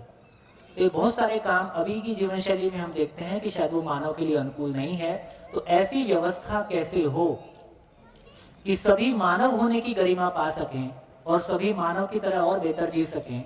यदि ऐसा हमारा कोई विचार बनता है, ऐसी कोई हमारी दृष्टि और क्लैरिटी बनती है, तो ये संवेदन संज्ञानशीलता की तरफ जा सकते हैं। तो मानव अपने मानव होने को पहचाने और मानव मानव की तरह से जिए, ये संज्ञानशीलता की तरफ चला। हाँ जी सर, हाँ जी, मैं एक आंसर देना चाहता हूँ। अगर किसी ने पूछा था कि हाँ चालू है, चालू। किसी ने पूछा था कि वो नंबर बोल रहा है 65 टाइम बोला है, ऐसा इसका आंसर हो सकता है कि आप नेशनल प्लेयर हो और आपको पूछे कि आपने बार कितनी बार खेला है, वैसा आंसर हुआ ना। क्या हो गया? किसी ने बोला कि कितने टाइम ब्लड डोनेट किया, उसका हाँ। नंबर क्यों याद रखते हो? तो आप नेशनल प्लेयर हो तो आप पूछते हो कि भाई कोई आपको पूछे कि आपने कितनी बार नेशनल टूर्नामेंट खेली है, तो आप बोलेंगे कि 12 बार खेली है, हाँ, 16 बार। तो वैसा है ना। ठीक है, ठीक, बिल्कुल ठीक। और एक बात बोलना चाहता हूँ, अगर वो जीने में क्यों नहीं आ सकता? नहीं आता, अच्छा ही है। मैं पूछना चाहता हूँ, मैं समझा नहीं, आपने समझाया तो। हाँ जी, अब इस बात की कितने लोगों की क्लैरिटी बन रही है कि ब्लड डोनेट करना संवेदनशीलता है, संज्ञानशीलता नहीं है। कितने लोगों को अभी भी लग रहा है कि ये जीना है? ठीक है, तो काफी लोग की क्लैरिटी बन गई है। तो तुम आपस में पूछ के निपटाओ, तो देखते हैं कल निपटता है कि नहीं। गुड, क्या निष्कर्ष निकला? 2 मिनट में आज की जितनी चर्चा हम लोगों ने, पहले तो आप सभी को खूब जोरदार धन्यवाद, जोरदार ताली। सभी पुराने लोग साक्षी हैं, मेरे को लगता है। पुराने लोगों को देख के कैसे लग रहा है, शिविर कैसा चल रहा है? संतुष्ट हैं, है ना? तो पुराने लोग ये कह रहे हैं कि ये शिविर बहुत अच्छा चल रहा है, इसलिए सभी नए लोगों को खूब धन्यवाद है। 2 मिनट में तेजी से, या ब्रेक कर दूं टाइम खाने का? 2 मिनट लूं कि ले लूं? तो 2 मिनट में, क्योंकि दिन भर आज हमने काफी अच्छी मेहनत की है और काफी सफल मेहनत की है, लिख डालिए कि जिंदा रहने और जीने को आप कैसा समझ पाए। जरूर लिखिए। लिखेंगे, जब आप शब्दों को लिखना शुरू करेंगे तो आपको पता चलेगा कि आपकी क्लैरिटी कितनी बनी है, नहीं बनी है। सोचने में कई बार नहीं पता चलता, सुनने से ऐसा लगता है कि हाँ समझ रहा हूं, लिखने जाते हैं तो पता चलता है कि अटक रहा है। लिख डालिए क्या क्लैरिटी बनी, अभी तक क्या मानता था, जिंदा रहने और जीने को अभी तक क्या मानता था, और आज दिन भर हमने जो मेहनत की है उससे हमारी क्या क्लैरिटी बनी है।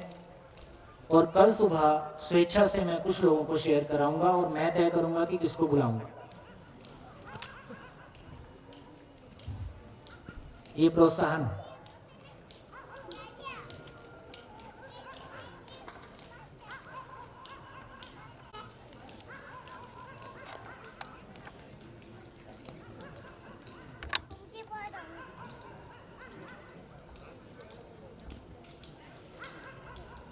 But the